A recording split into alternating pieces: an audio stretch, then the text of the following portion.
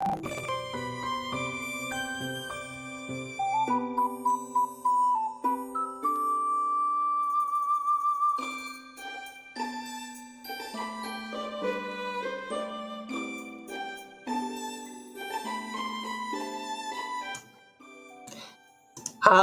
there, folks. Welcome back. You're watching RPG Xenoblade 2024, coming to you live from Salt Lake City, Utah.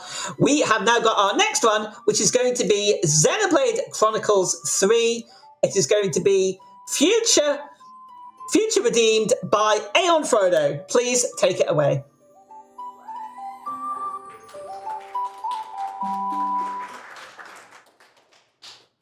Hello, everyone.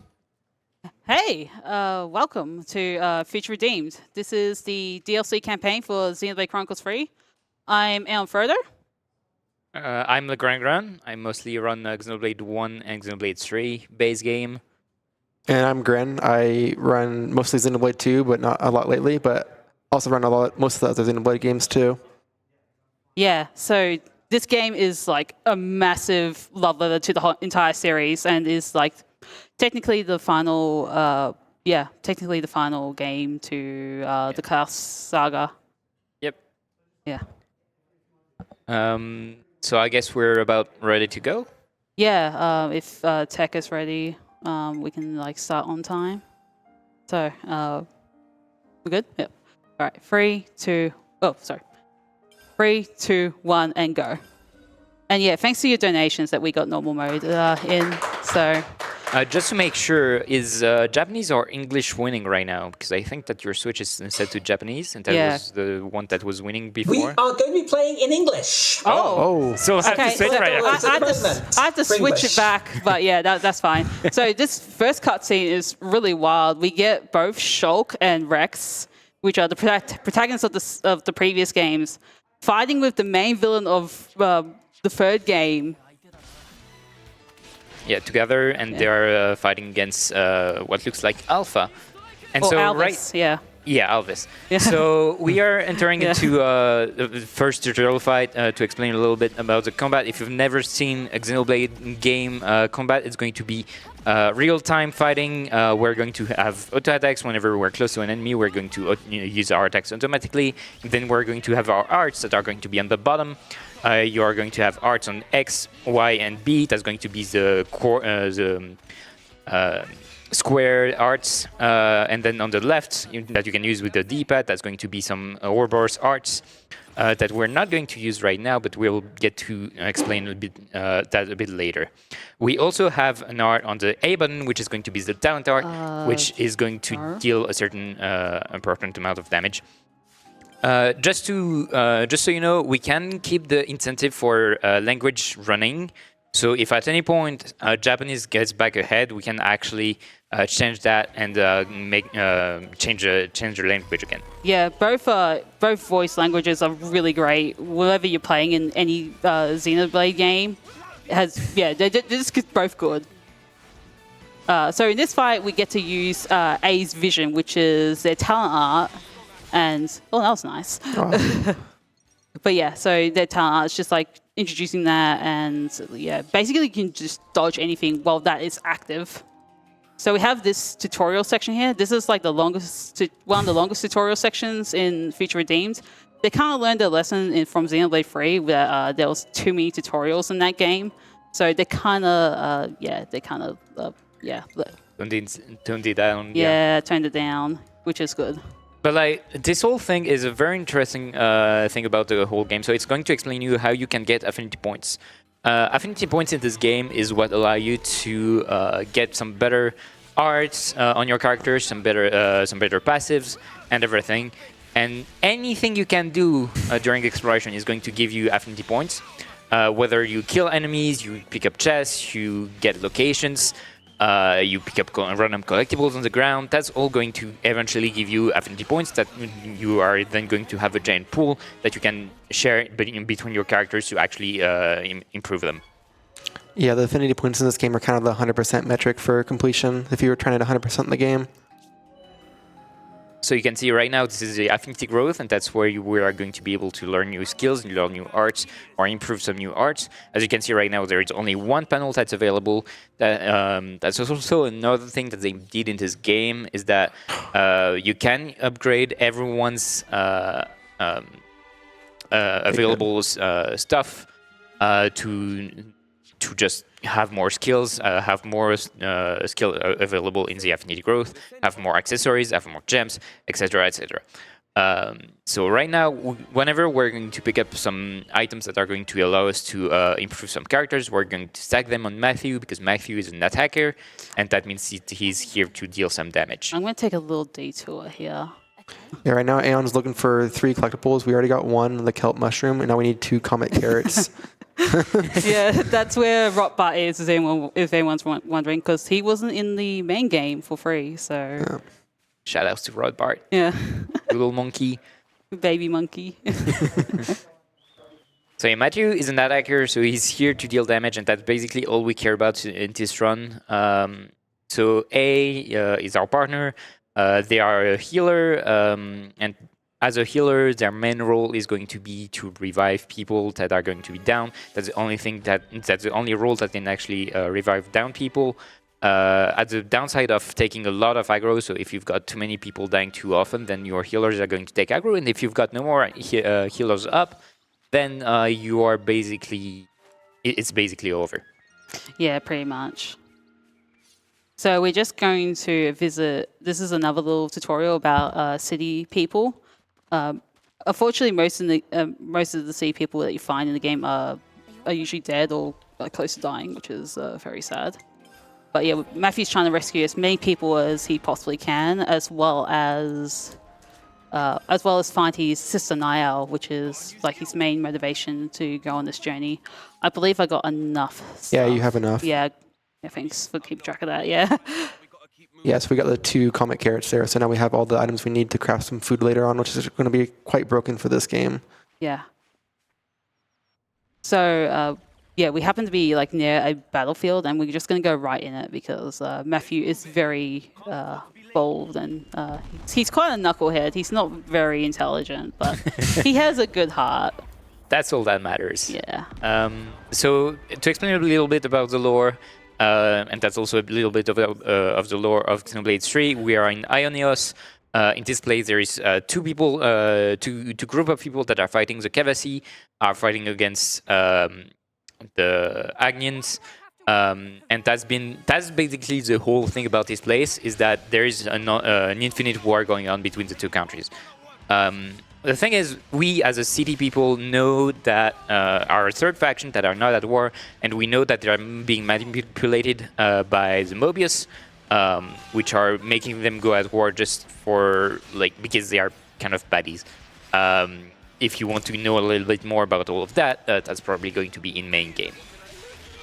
And so right now we're fighting Desperate Kevesi and Desperate Agnian. Totally not characters that we're going to see later on. And we're just quickly going to work on them because Matthew is a powerhouse and he punches people really, really hard. Yeah, they totally don't look similar to any Xenoblade 1 or Xenoblade 2 characters at all. Yeah, so if you've played this game, Xenoblade 1 and Xenoblade 2, this game is basically perfect for you. Otherwise, you're not going to see all the fan service there is in this game, because this game is pretty much all about fan service. I mean, we talked about Rex and Shulk. There is also Alvis, and everything. Yeah, Matthew himself is also a reference to Xenogate's main protagonist, Faye. Mainly his idle animation and also the fact that they both punch things. So, so this is going to be one of the few fights that we're going to do against Mobius, and the kick-ass, amazing theme that they have.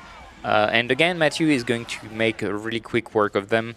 What we'll want to do mostly is build up our talent art, which is going to be a big AoE attack that's going to hit everything, Nice. and deal a lot of damage. nice. Yeah. No voice lines. There's like a 4-second voice line right there that she just skipped, which it's quite annoying when you hit it, because it's just kind of you just sit there listening to the enemy just talk for Yeah, 4 seconds. especially in English, like R has like a really long line at the end. When you hear like the "hey wait" part, you go like, "Oh no, this is going to be a long wait." Yeah. Anyway, so we passed chapter 1, and we're going to be in a flashback scene. This is like the only way we get to know Matthew's sister Niall for most of the plot of the game. But yeah, this is Matthew and Niall fighting their grandfather, Gondor. Totally not a significant name or anything. Again, if you want to know more, play Xenoblade 3. Yeah. Yeah, this is kind of just a training battle against Grandpa. Yeah, you might have noticed I have my fusion art ready, but I'm not going to use it because it's actually, you don't want to use it, because what will happen is that he will use a special detonating hit that has evade, and he will be able to evade all your moves while that is active, and then you get punched back. So just waste a lot of time if you happen to use that. We happen to skip the cutscene that explains, hey, like, don't use your fusion arts. Oh no, is it the fusion arts? Ouroboros arts. Or something like Ouroboros arts. Yeah, don't use them. So yeah. Yeah, because like the whole thing about Ouroboros arts is that they attract Mobius, but Matthew being a knucklehead, he just kind of don't care and just use them anyway. Yeah. Despite Mobius may be able to spot them, or So yeah, we talked a little bit about fusion arts. So you see, you've got your Ouroboros arts on the left and the martial arts on the right. I'm not exactly sure if it's called martial arts, but whatever. And if you press I think they're just called master arts or something like that. Yeah. If you press ZL on the Pro Controller, that's going to fuse your arts, and you're going to be able to use both of them at the same time, which is going to give you some extra side effects and also improve their effects overall. So it's always better to use your fusion arts. It's kind of a rule of thumb. There is a few exceptions to it, but we probably won't have the time to go into details about that. Yeah, there's a lot of like minor details in this game. It's definitely like one of those games where it's like it's easy to pick up but really hard to master, I would say. Yeah, it's especially true in Xenoblade 3 main game, because there is going to be a lot more things going on in that game. This game is still has quite a few differences and quite a few interesting things going on. But being a kind of a DLC story compared to base game, it doesn't have as much depth. So right now we have to rebuild this elevator. This is going to be a tutorial for crafting in this game, and while we go pick up some collectibles. Tim, if you've got anything you want to say, you've got about 2 minutes. Oh, fantastic. I've always got plenty to say. Thank you so much indeed. We have received quite a few donations here for you. We've received $25 from Echo, who says, "Good luck, Aeon. You've got this. I hope you're feeling full of beans." Thank you very much. We've also got $25 from Sunray. "We need to hear Matthew's famous freezing line in English." And just to point that out, that's currently an on-running bid war. So currently we're sitting at $75 English, $15 Japanese. So if you want to hear the Japanese, then please get those donations in.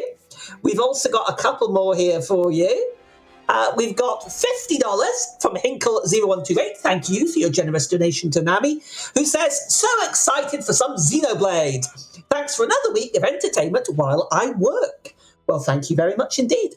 And another $50 from Rizukun. Jeff. And that goes towards naming the player Jeff for Earthbound, which is coming up after this run. And one more for now, $25, anonymous donation without any comment, but it still goes directly to Nami. Thank you so much indeed. And we are currently sitting on $52,460 raised for Nami. Please get those donations coming in. And back over to you. Yeah, thank you. Just in time, too. We're just about to fix the elevator here. So we were joined, during all of that, we were joined by Nicole, who was one of the kid that was fighting. He's a Kevasi that is kind of an engineer. He can craft and repair stuff. That's kind of his thing.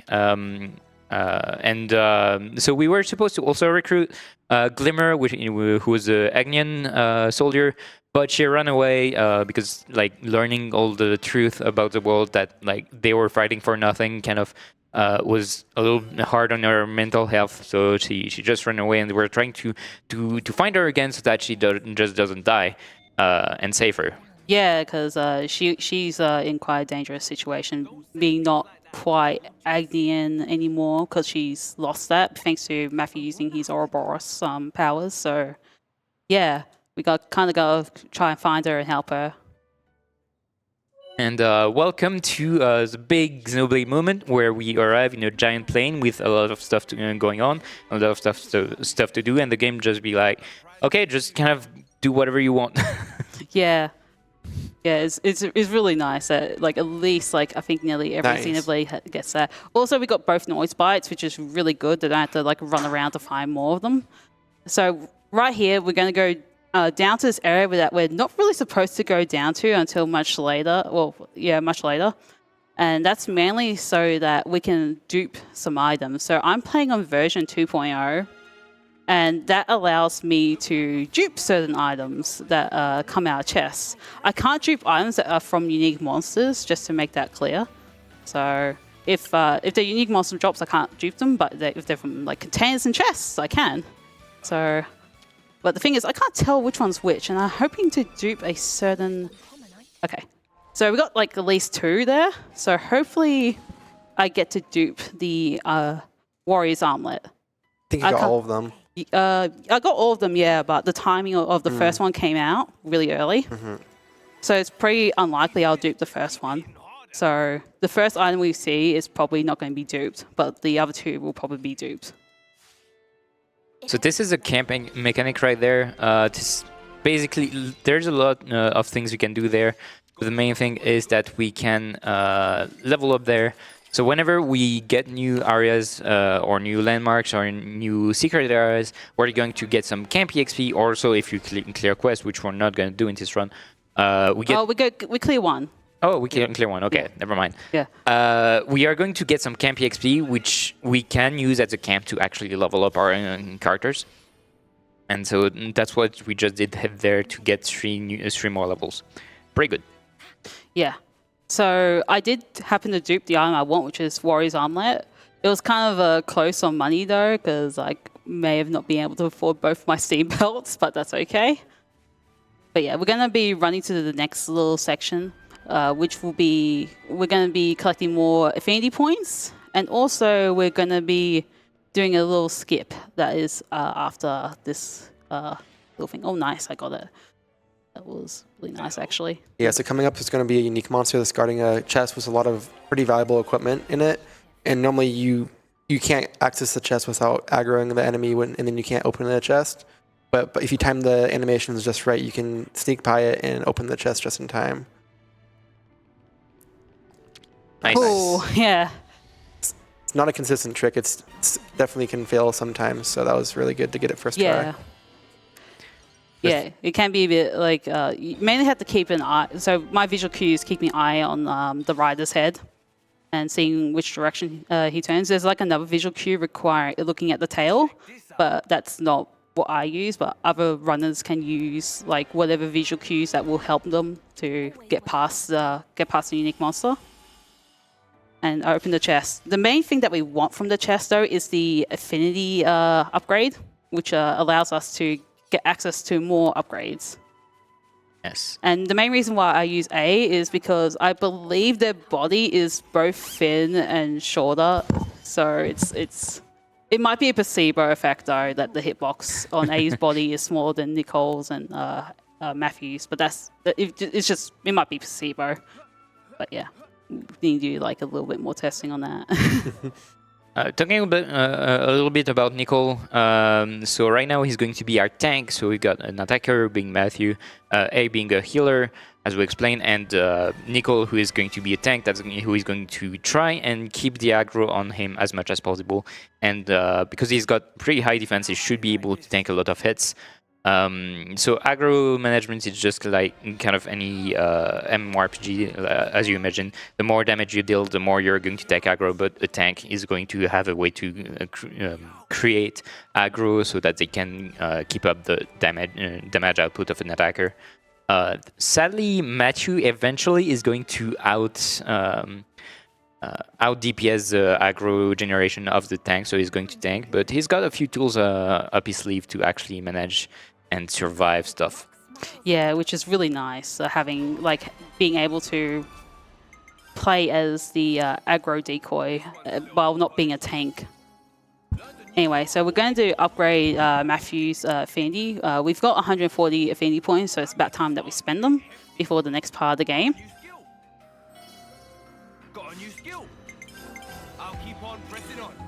And so right now we got a very important second art on Matthew, which is going to be energy boost. It's going to allow him to get a very, very good A buff, yeah. Buff, yeah. Yes. It's going to be this boost. It is called Power Charge. Whenever you use it alone, it's going to only proc on Matthew, and when you use it fused with Revolt Uppercut, it's going to give that buff to everyone in the party. And what that buff does is it's going to make the next art that you're going to use twice as more powerful.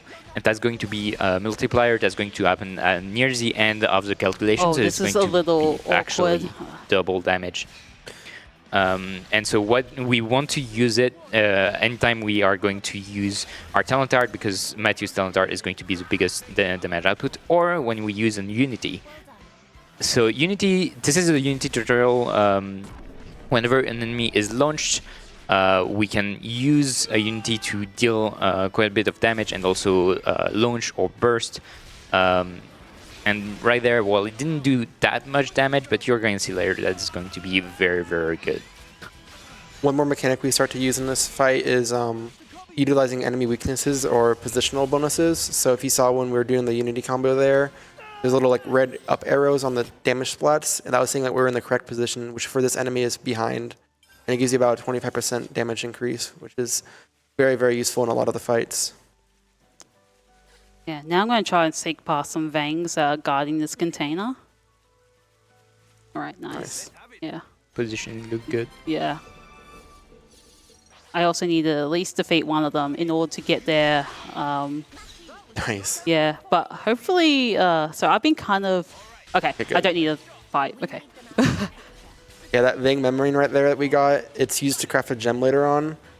You can very rarely get a rare version of it instead of a common variety, and the rare version actually can't be used, so we have to be lucky to not be lucky in this case. It's around 80% drop to get the common, so it should be... You're more than likely to get it, but there has been some runs where I just do not get the... I just don't get the common one at all. So this is going to be a little fight with Glimmer. She's going to be alone. She's a healer, so normally healers wouldn't do that much damage, but Glimmer has some pretty decent damage output. That's terrible. On top of that, she's got a Flare Aria here, which is going to be the Windows error sound effect, so don't worry, Tech, about it. Whenever she uses it, that's going to put on a field that's going to give attack up to anyone that's going to be on the field, and you can stack this field. And right there, we don't have to win. We can wait for Glimmer to reach 0 HP, and so while that happens, because that's going to take a little bit. Tim, what's going on over there? Well, we have some donations for you. We have received 2 fantastic donations, and they are from $10 from the amazing Recult. Oh hey, it's Gren, legrandgrand, and Aeon going fast and beating up some consoles. I hope you're all full of Rhine times. Thank you very much indeed. And the fantastic Nepomuk, $5. There is Xenoblade, and Frodo, and Legrand, and Tim. I am very happy. Have fun, everyone.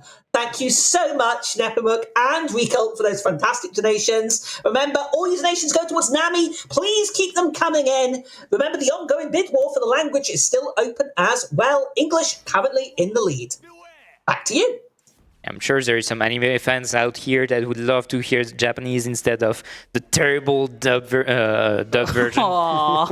It's not terrible, it's just a... It's for a joke. But yeah, back to the main party. We're still trying to track Glimmer. That's just one of the possibilities. Yeah, Glimmer was captured by this mysterious group, and that's totally led by a character that is totally not significant. And we're going to wait for these eggs to hatch. It's actually critical that we do, otherwise we miss out on some very important affinity points. That was 6 AP right there, Yeah. so that's pretty good. Yeah, I'm going to quickly use this camp and then just do a safety save because the next 2 fights are actually quite difficult at level 13. And yeah, I got also craft some gems, so hopefully I got everything that I need. Yeah, I do. Good. So gems are going to be just like kind of a throwback to Xenoblade 1 mechanics, where you could put on gems on equipment to actually get some extra passive, extra damage, extra HP, etc., etc. And so we are going to craft some gem and give them to every characters. Mostly extra damage because that's what matters most. And food is a throwback to. Wait, was it Xenoblade 2. food? Yeah, Food in Xenoblade 2. Yes. Yeah, pouch items, I guess. Yeah. So that's going to be buffed for limited duration. That's going to proc for the whole party. And the food that we crafted is going to be critical for the rest of the run. What it does is anytime there is going to be more character in the party, that's going to buff our combat, our EXP, and that's called combat EXP. And we're going to use that throughout the run. Yeah, each time you're in an encounter, every enemy you defeat will multiply the experience you get from the later enemies by 30%, and it's additive. So if you defeat 3 enemies, then the 4th one will give you plus 90% experience, which ends up being very broken later on. Oh, I almost skipped the voice line. So close. Yeah. Like 1 HP away. Yeah. But the most dangerous fight is, well, some of the most dangerous fights are coming up at level 13. So first we're fighting Etaphoronus, currently possessed by Mobius W, although we're not quite fighting Mobius W just yet. So this fight really relies on getting breaks. Unfortunately, that break was a little too early, as I said that. Yeah. The timing of when you get your breaks in this fight is actually quite critical. You only have like a 15% chance of even landing a break as well. So this is, while it's good to get a break, it's a little bit too early. So break, we never got to explain it, but whenever you break an enemy, then it can be incapacitated by someone that can topple them. Right now it's going to be A, and then it can be launched by Nickel. Shulk is also able to break because, surprise, he joined our party right now. And he's not the 17-year-old boy from Xenoblade 1. He's now a grown-up of 30 years old. So right now we are still fishing for breaks. So Matthew and Shulk can get it. And Gigantic Beat can also recharge all of Matthew's art, so that's why it's also like really good. Ooh, it's a little bit unfortunate. Like, Shulk went down, but that's okay. So I think we also unlocked a mechanic in this fight called Chain Attack. We're not going to use this quite yet. We'll use it later on. It's just a little bit too slow for damage right now. That's good to know that A has vision currently. So as you can see right now, Matthew is tanking and he's got Revolt Uppercut, and whenever he's going to be using our Revolt Uppercut, then he cannot take a hit, so we're going to try and use that to our advantage. So whenever an enemy is going to use an art on Matthew, we're going to try and to time the use of Revolt Uppercut to prevent taking damage and basically dying.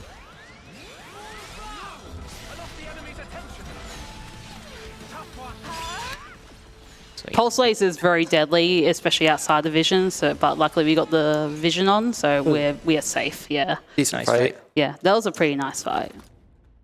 Right now we're going to be joined by Glimmer, and guess what? Rex is back, and this time he's also a 30-year-old boy. 30 years old adult. He basically became a Giga Chat since the event of Xenoblade 2, as he should have.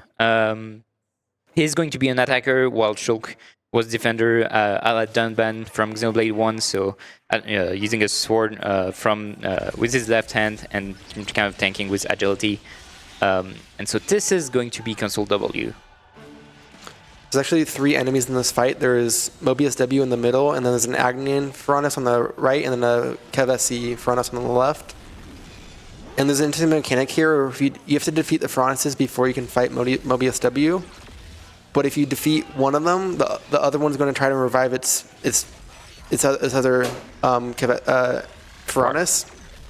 So we have to do a strategy where we actually bring them both down quite low and then defeat them at the same time pretty much. There is like a 10-second buffer on defeating the second one, but we're going to have to make sure we plan it out just right. Let me know when you've got a second. Absolutely not. Probably after the boss fight, yes. Yeah. So right now everyone is toppled but Matthew because he's got Revolt Uppercut. Doing a good job at tanking everything.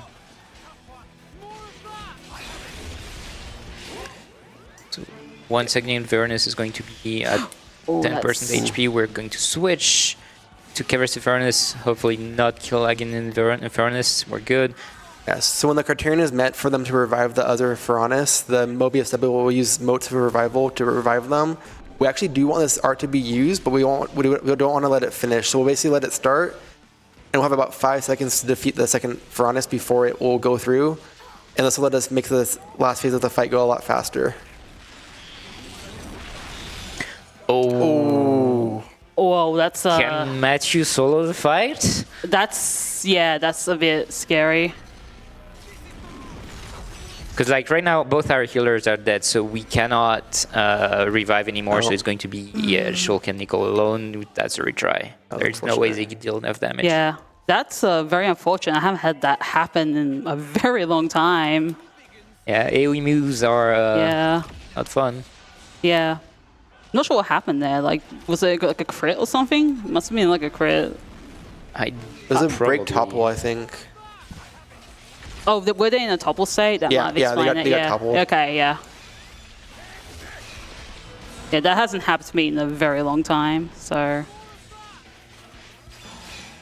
The thing is, we are 5 levels behind the opponent, so we are quite a lot handicap because of levels. Just like any other Xenoblade game, whenever you are under-leveled, the boss is going to deal more damage, take less damage, and have more chance to hit you and less chance to get hit. Thankfully, like 5 levels is still very much manageable in this game compared to, say, Xenoblade 1. Yeah, but still very scary. In Xenoblade 1, the threshold was 5 levels before it got really, really bad. And then in Xenoblade 2, they changed it to 10 levels, and they've kept that in this game too. So, but even then, it scales from 1 to 10. It just scales up, and at 10, it just gets really, really bad. Very important to always evade with Matthew. Always have a Revolt Uppercut available because his right arts are Aeon arts, which are the square arts. Whenever we use an auto attack and cancel that auto attack into a move, that's going to recharge all of our Aeon arts a little bit. So Revolt Uppercut can be recharged quite a bit, while the left arts, which are going to be the Kevesi arts, are recharged by timing, so they are going to take quite a lot more time to recharge most of the time. Yeah, A had topple and did not use it, so it could have potentially saved me. So that was, yeah, not good. Everyone is kind of topped off. That should. Do you have vision? Oh, yeah, vision. I need vision. Yeah. That was going to hurt quite a bit. Oh well, broken before I can actually use the art. Yeah. That should kill. Yeah. Yeah. I know that's a bit excessive, but yeah. Considering what happened last time, I probably just need to go a little excessive right here. It's time to quickly switch to Aeon Kevesi. Now we're waiting for the Motive Revival to start before we defeat the last arm. If it doesn't use Motive Revival, this Mobius W in the middle will take a lot of reduced damage for a while, and it just slows down the fight a ton. So we get Limitless Lightning, which basically means the fight's pretty much over. We'll just kind of clean up right now. Portrait everyone, gigantic beat for big damage.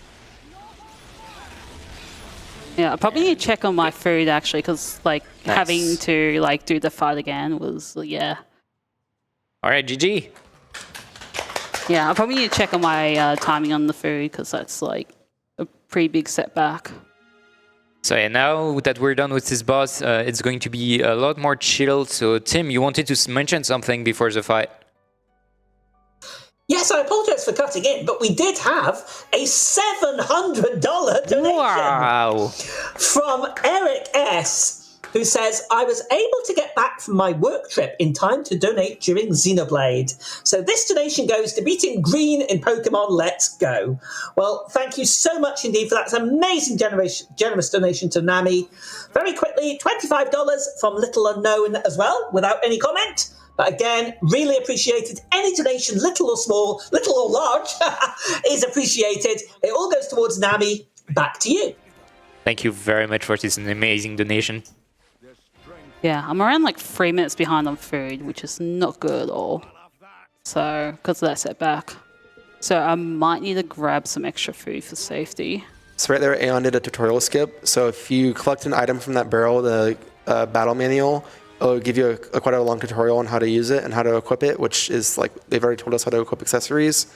But if you don't like collect it on the ground, you just collect it automatically from walking past it, then you just skip the tutorial completely. All right. So anyone who's played Xenoblade 1 knows that it's one of the best game of all time, definitely better than Xenoblade 2. So obviously, what they did in this game was like they wanted to give a big shout out to all the Xenoblade fans out there. And so, yeah, I hope you're going to enjoy whatever is going to happen in about 30 seconds. As you can see here, there is a little something that you can see in the back, looking pretty great. Listen to the music too. A little mossy, but yeah, I was flabbergasted when I arrived there. I was like, oh, yes, that's what I was waiting for. And yeah, welcome to Colony 9, the starting area of Xenoblade 1, hometown of Shulk. Yeah, it's a little bit dilapidated, but people can still live there. It's not like the base of the Liberators, which are, yeah, they're not part of the city, but they are like a group that is like trying to like help out, and yeah. Yeah, and so the Liberators are led by Rex and Shulk together. They're kind of heroic spirit that were sent out by Origin. That is basically the computer that created this world and manages it. Because there is a big threat of Alpha, who is trying to kind of destroy this whole universe, and that's kind of not good. So they were sent out by Origin to actually save the world. Don't worry about it. It's just Xenoblade stuff. The shenanigans, like, it's just anime. It's fine. We're just here for the fan service. Yeah, very much so. And so if you didn't realize yet, like, the game is going to make it obvious eventually, but Nickel is also Shulk's son, and Glimmer is Rex's daughter. Though they don't know about it, but Rex and Shulk sure does, and that's kind of like the whole interaction between them is just Rex and Shulk trying to be dads for them, even though like they don't really know that they're their kid. It's really cute. Except when it's Rex trying to be a dad and not working out because Glimmer is, well, a teenage girl. I just put it that way. So right here, we're starting our one quest of the run. We're going to save Bobobi here. This is actually going to give us, in the end, upgrade to our movement that we're going to be using moderately in the run. Yeah. And we're going to go right into a pretty old and probably well-known house in Xenoblade 1. It's the House of Riku, right? Gunman's house. Yeah, Riku is currently squatting in Dunman's house, and he kind of wants to make a new workshop. Yeah. Dunban being Rex, Shulk's mentor. Yeah. I'm going to let this cutscene play out. It's only like 40 seconds. This house is where a friend of mine used to live once. Ah, the friend you mentioned. He taught me a great many things. From swordsmanship to life advice. Truly, he was incredible. Wow. This the mentor you used to tell me about? I wish I'd gotten to meet him as well. Where? Was it your mentor or your brother-in-law? So you're saying that Shulk and Fiora got engaged? I suppose. And married? No way! Who'd have thought? Oops. It's fine. We're not done there yet. Yeah. The house is a bit dilapidated, but yeah. I am getting married soon, so yeah. I'm so happy for you. Thank you. That's why I wanted to play that cutscene. Speaking of Riku, wasn't he in Xenoblade 3, which takes place 1,000 years in the future? Yeah, that's a good point. He's just no, don't worry about it. I think he's just a common variety type Nopon, isn't he? Yeah, don't worry about it. So yeah, Riku is one of the main characters in base game, which happened like way later, and somehow he's here. Just don't worry about it. It's fine. So we mentioned that so Matthew is going to be the character that we're going to mostly use because he's much better controlled than not. Rex is also going to be one of the main characters that we're going to want set up, but not really play because he's going to be just fine used with AI. And just like Matthew, he's a powerhouse that packs a really, really hard punch.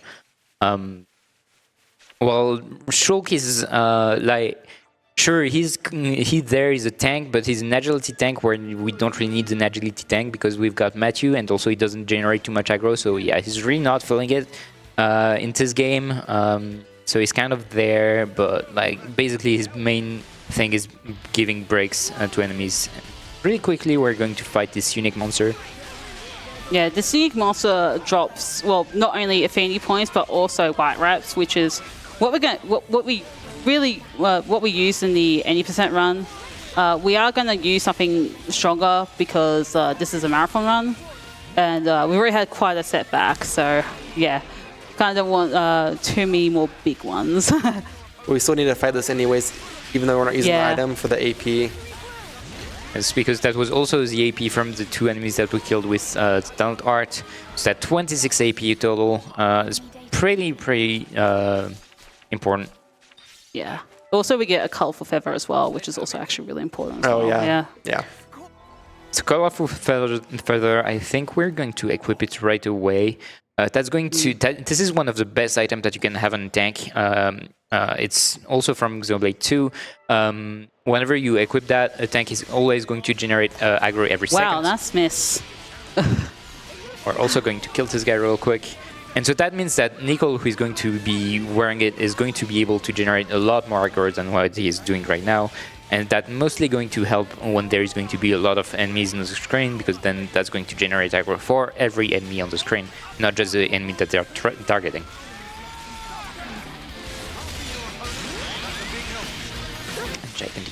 That should... Yeah, I'm also trying to quick move as much as I can. I'm doing like quick move cancels everywhere that I can. This is because they basically give like a power charge worth of damage, and then you can stack power charge on top of it, making it incredibly broken. Also, I got attack stone. That's actually wow. Helmet mask and crack crystal. Yes, that's why I mentioned that controlling Matthew is more important because of this quick. This dash cancelling thing that the AI is not going to do. It is very, very significant to actually improve your damage, and that's passive from Matthew that we unlocked earlier. Yeah, I would say Matthew's a more technical attacker, whereas Rex just does a lot of damage. And the AI can just use Rex to do a lot of damage, but they can't use Matthew as well as we can. So right here is a fight with these 9 Ignas, and if you remember from earlier, we have this food that gives us plus 30% experience for every enemy we defeat. That's going to be plus 270% damage for the last one we defeat, which is going to be quite a bit. And they're a unique monster, which gives extra experience as well. So this is actually going to give us quite a few levels from this fight. Also, we have to take them on kind of one at a time because we are quite a few levels behind. As you can see, there's at least 6 levels of difference. And A's already down, which is not great. Oh, okay, everyone's dead. Well, all healers are dead, so no more reviving. That's going to be a retry, I think. It's pretty likely going to be a retry. I think what I'm going to do is should I load up the save? Probably not. No, actually, I should load up the save. It's going to like set me off with levels and all that. Yeah, the problem is the food item is going to run out before we have to fight Nariel later on. I mean, like, no, it probably will run out because I'm 3 minutes behind already with that. That set me back really far. Yeah, so, and you don't want us to go around and collect items again. So we are just going to load up a save to reset that that timer problem. It's actually so it's a quick save that you're reloading. So it's actually from the same save file. It's not a backup save. Yeah. Per se. It's like quick saves are just really fast to do. You just do it on the main menu. You just press the Y button, and you just you do a little quick save. Yeah, super nice feature they added in this in Xenoblade 3 compared to the previous Xenoblade games where saving was very not useful, especially in 2. Especially in 2. In 1, it was fine. Yeah, 1 was alright. You had 3, and then in DE you had 3 and an autosave. I proved that. I'm not gonna say it. You know what I think. So okay, again, we're going to fight them kind of one at a time, and then once we're going to be done with this wave of enemies, or close to, we are going to aggro the ones at the back, try to use our talent art to kill them all at the same time. Oh my goodness, I just realized I didn't have my thing up because I missed. Oh, that was good. Level up Yeah, right there. that was, very good timing. Okay. Okay, thankfully getting levels also fully restore your HP, so that kind of saved that situation. It was kind of rough. Yeah. Okay. Should be good now. Yeah, but I'm going to run out of food anyway, which is the problem. I'm already way behind. If you're 12 minutes, that is incredibly bad, which is what my timer showed after Mobius W. Yeah, at least we have a backup save for that, so we can show the strategy and then... No, not quite. Oh. That's not the backup save for that. Oh. Yeah, the backup save is for, that fight only. Because that was a very, what happened on Mobius W just has never really happened to me before, I think. Kind of unfortunate. Yeah. It's either never happened to me before or has happened to me. It happened to me a while ago. Choke you okay? Yeah. Yeah. So now we're going to go to clean up that quest we started. We have to do one quick fight right here and then turn in some collectibles and then we can go finish it and get our upgrade.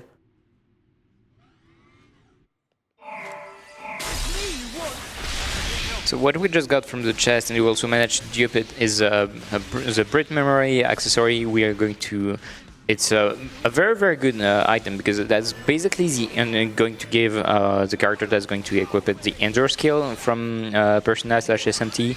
So whenever you're going to get hit by a hit that would kill you, that is going to leave you as 1 HP. That's a 1 use for a fight. So obviously we are going to want to have it on one of our healer. As you could see, having healer dies to AoE is kind of annoying because that all of a sudden, well, you've lost. And we're also going to give it to Shulk so that he has more chance to survive stuff.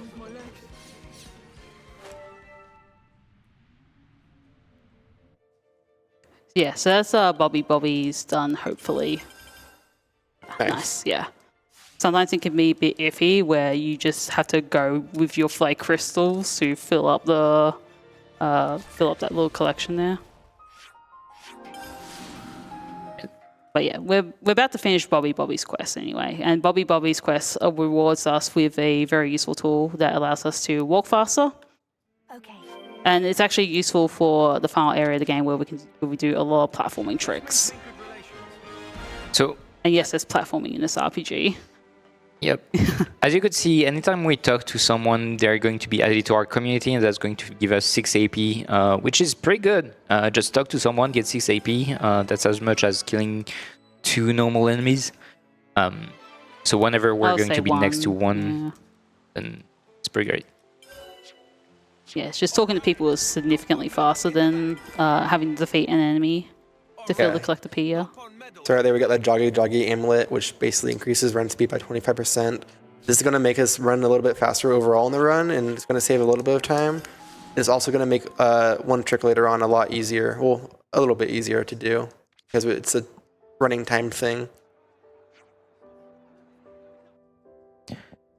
So right now we're going to have a little bit of a shopping section. I think we're going to have one more after that. No, that I think that's the last one. So we got a silver belt. That's a very basic accessory that's going to increase our attack by, I think, 30%.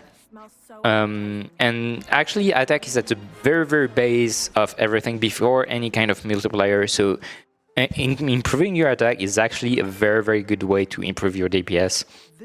So it's always worth it to always have one on all your attackers. So we got two, one for Rex and one for Matthew. And while we finish talking to everyone, I think we've got a little bit of time before we do anything interesting. So Tim, how are you doing over there? I am doing fantastic, thank you. We have received some more donations for you. $125 from Sunray, who says, I have been waiting for this run the entire week. This run is one of my favourite runs of all time, when a certain Welsh cat girl doesn't ruin it, in both the middle and the final boss. Anyway, good luck with Nail. Thank you very much for that one. We've also received command from Commander2161, $27, down with the anti-cheese elite, right to eat curds.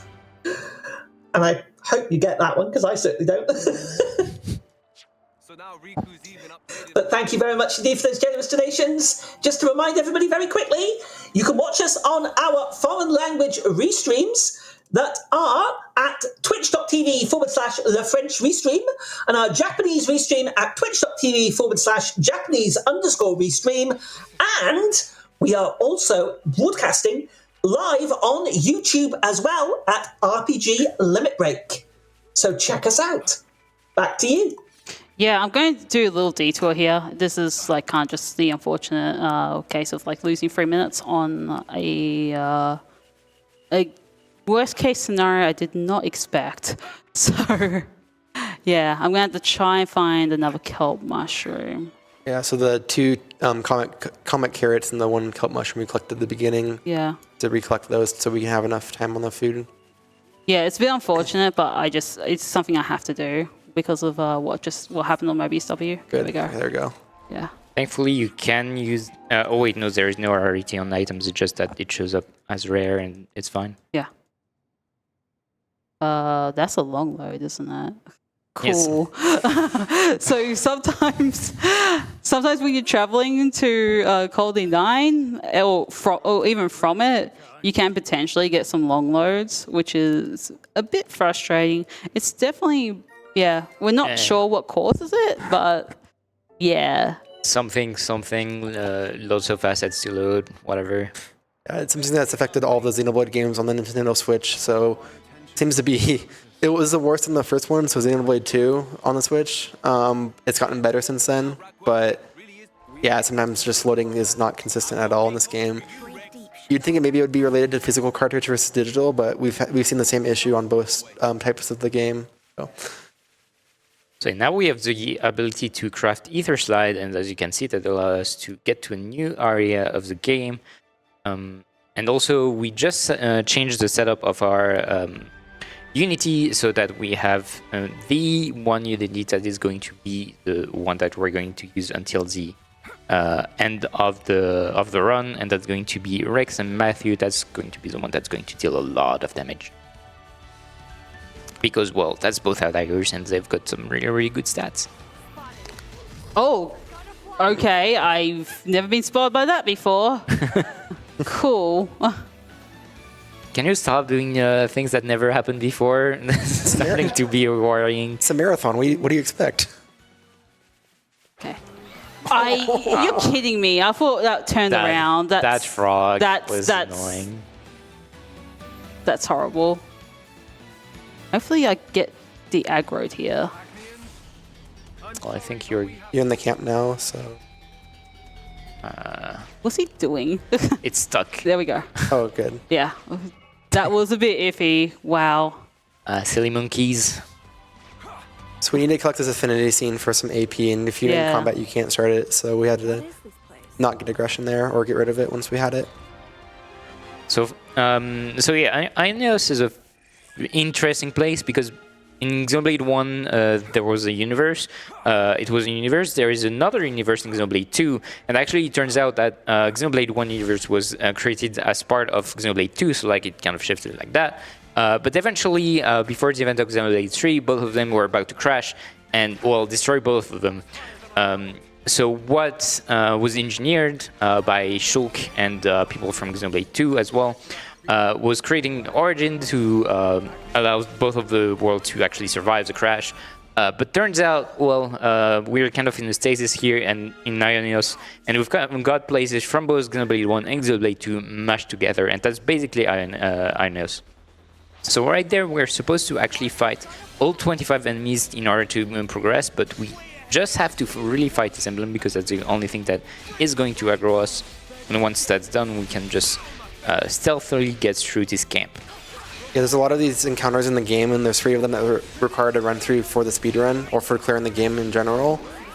Normally, you have to defeat every enemy to get out of combat and progress, but we can do some shenanigans to basically get past that and be able to progress without clearing all of them. So right here, we just walk behind these enemies and open the door instead of clearing everyone. So coming up here is going to be definitely the hardest fight in the run, and also where we get to use this food to its fullest extent. So there's going to be a few menus first, and then there's going to be a very large combat encounter that we're going to go through. Oh, cool. Another long load. Future redeemed, everyone. You should never get this many long loads in a run, though. That's been like, what, 3 of them already? I wonder if like going back for the collectibles trying to kick it off because it's not in the normal Probably, yeah. pathing and stuff. So maybe like the game's just loading in a different order now. Nothing like a little shindig to foster relations. So yeah, That should be it, yeah. the whole idea here is that we got an SOS signal coming from this area, which is actually Ragnell Beach from Xenoblade 1. Again, throwback to Xenoblade 1. There is a lot more than Xenoblade 2. And turns out this is actually Nael, and she kind of is not herself anymore. She's being controlled by Alpha. And so we'll have to fight her and try to knock some sense into her. Or at least that's going to be Matthew's goal. Yeah. Not so much everyone else's, fortunately. It's going to be a really difficult fight, and we're going to make it a little bit more difficult too. So basically there's around a dozen or so enemies nearby this fight. So we're going to actually use those with the combat experience food to get a lot more experience from the boss fight than we normally could get. It's going to basically set us up for the rest of the run on experience. And when we say more, we mean a lot more EXP.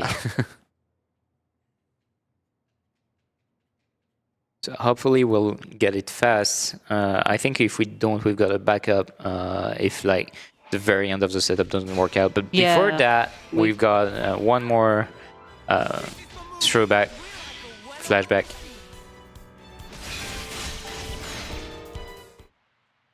And this is where Nell picked up a little item on the beach. What could go wrong? It's a little orange core crystal. Yeah. I thought it was red. It's red. Red, sure. Yeah. Color is hard. Yeah.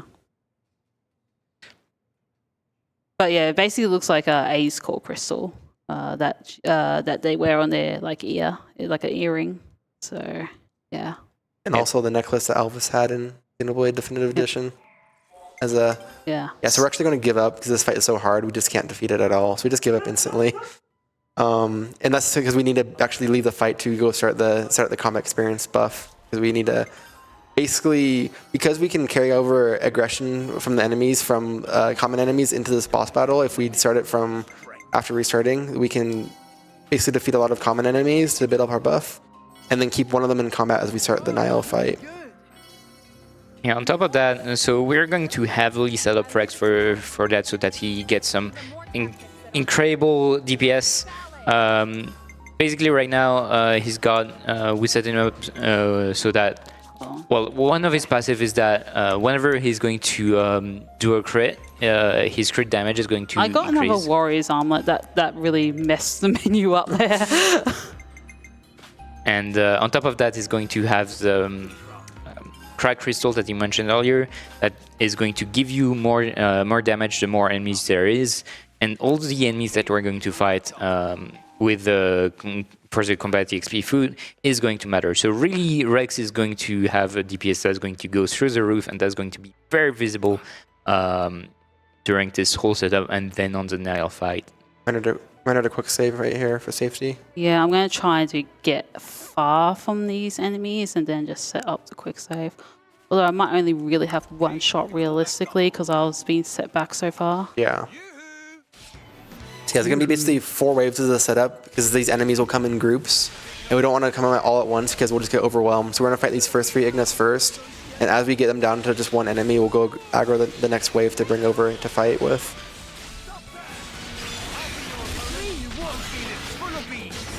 Also, Matthew is full of beans.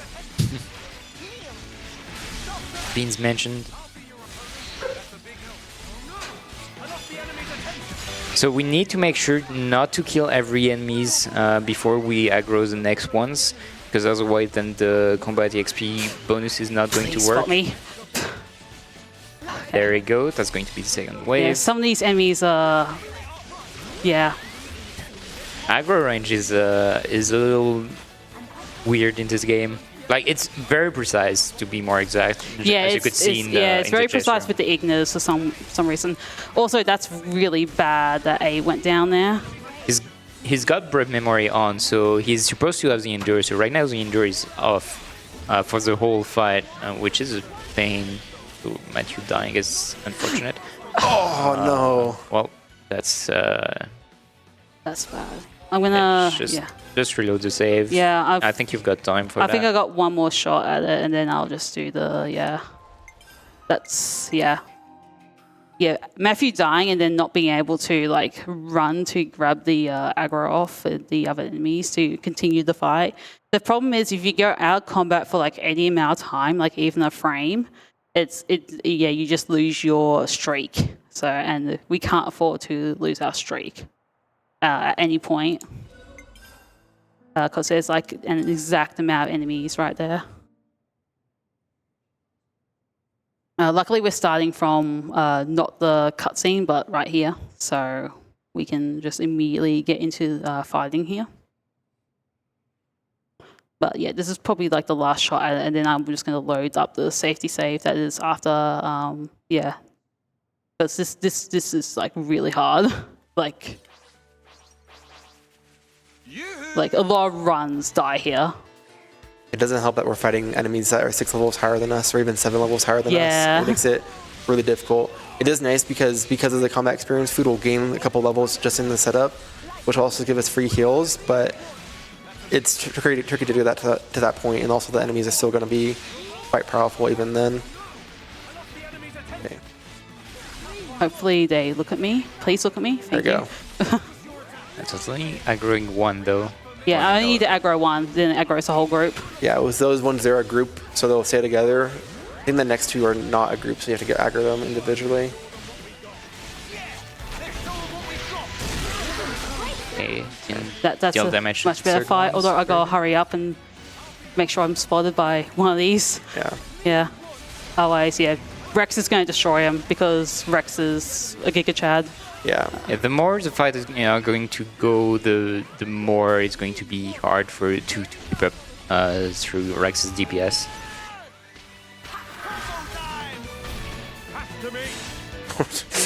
Yes. Case in point. Yeah, case in point. Rex is a Giga Chad. The Google now should we're be going good. Oh my goodness, he really is a Giga Chad. Okay, Google's aggro too, so we should be good here. Yeah.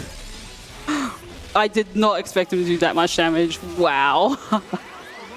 So now we are going to kill the Flammy, and then we'll keep the Gogol aggro so that we can keep it up for up until we get to the Nile fight. Because thankfully we are going to stay in the same fight as we enter the Nile fight because we gave up earlier. And now it's time to hurry up over there. And hopefully, I think everyone should be fine. I think A still has their brute memory up. Did you use Vision already, or? Yes, I have. Okay. Yeah. Yeah. Okay, So now entering Nile fight. And so what we'll want here is basically... Oh my God. goodness! So we got a break. Now that we got a break, we've got the chain attack ready as well, and we can start the chain attack. So explaining chain attack as well, what we want to see is we want to see Rex order, and then we want to see Matthew order. If we can get it on round 2, that's going to be great. Yeah, if it's round 2, this is like faster than the no launch strat, so... Yeah, if we've got 3 rounds to see both Rex and Matthew, and when we use an order, we cannot see that order again. So if you do the math, it's not completely guaranteed, but it's about 85% to actually get both of them right now. The 85% chance to have a successful chain attack, so you don't always actually get a good chain attack here. Wow. So that was good. That's perfect, yeah. So the objective is to reach 100% TP. That's going to trigger the actual end of the round. Yeah. And since that's going to be both rounds of the Unity combo, that's going to trigger one more round with the Unity combo, and we're going to have a finisher with the Unity combo. That's going to deal a lot of damage that you're going to be able to see. When we reach 100%, that's going to give you back 1 character, 150 2 characters, 200% 3 characters, and that's it. So that's cool, bravo, and amazing. And right now we just need to finish this up, and you're going to see big damage. Yeah. Big And numbers. when the chain attack ends, keep an eye on the levels on the left side of the screen. Right now we're level 27. We're not going to be level 27 for very long. Amazing. That's going to give us 587% extra damage. So that's Matthew damage, and that's Rex damage. Nice. There's the crit, yeah. Would be very concerning if I didn't crit there, but yeah, all good. And 500% XP bonus, and yeah, we're level 38. Yeah. 11 levels. So now we have this auto-scroller fight with N. And when we say auto-scroller, that means that, Tim, do you have anything you want to say right now? Oh, always. I always love hearing the word auto-scroller. How are we getting on, folks? We've got some more donations for you here. Lots of love coming in for you on this run, Aeon. You're doing an amazing job. We're receiving $25 from Lightning Leon. Yo. Good luck on the run, Aeon. We've received $20 from Samuel Leon. Good luck with the run. Always a joy to see the Xenoblade series at a marathon like this. Let's hope the combat streak and the final gauntlet are nice today. Fingers crossed on those. Yes, definitely. And finally for now, $50 from Quiztacular. Tetsuya Takahashi Xenogames deserve all of the love. Thanks, AeonFrodo, for representing these games at Limit Break, and best of luck. Well, thank you so much indeed for those wonderful donations towards Nami. Please keep them coming in, folks. Back over to you. Yeah, so right now the plot is we're going to... we've got 2 things to do.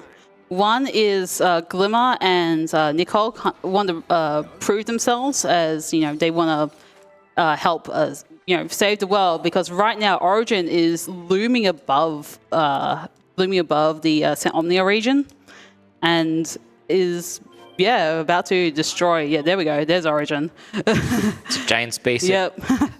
Funnily enough, I think we're kind of on Yeah. So Glimmer and Nicole want to prove themselves, and both Shulk and Rex, being their dads, say no, but yeah, they decide to. This is too dangerous for you. Stay at home. But Yeah. Dad, we want to participate too. Yeah. So yeah, they want to have them prove themselves, and also Shulk wants to get some plutonium in order for us to reach the final area of the game. Yeah, that. So we're going to first off, we're going to get the landmark here. That's going to be where we're going to do the fight with Nicole and Glimmer. But before that, we are going to get the mats in order to progress. Yes, and we're going to try and do the hardest quick travel in the game. So thankfully right there we had Gotrock Ruins, which is actually a Xenoblade 2 reference. Thank you, game, for giving me some Xenoblade 2 compared to all the Xenoblade 1. So yeah, that's actually a mid to late game area in Xenoblade 2. Where You got a lot of Xenoblade 2 with Giga Chad Rack, so... Yeah, that's fair. Big compensation, yeah. I mean, well, you've got Shulk who's not really feeling it, but yeah.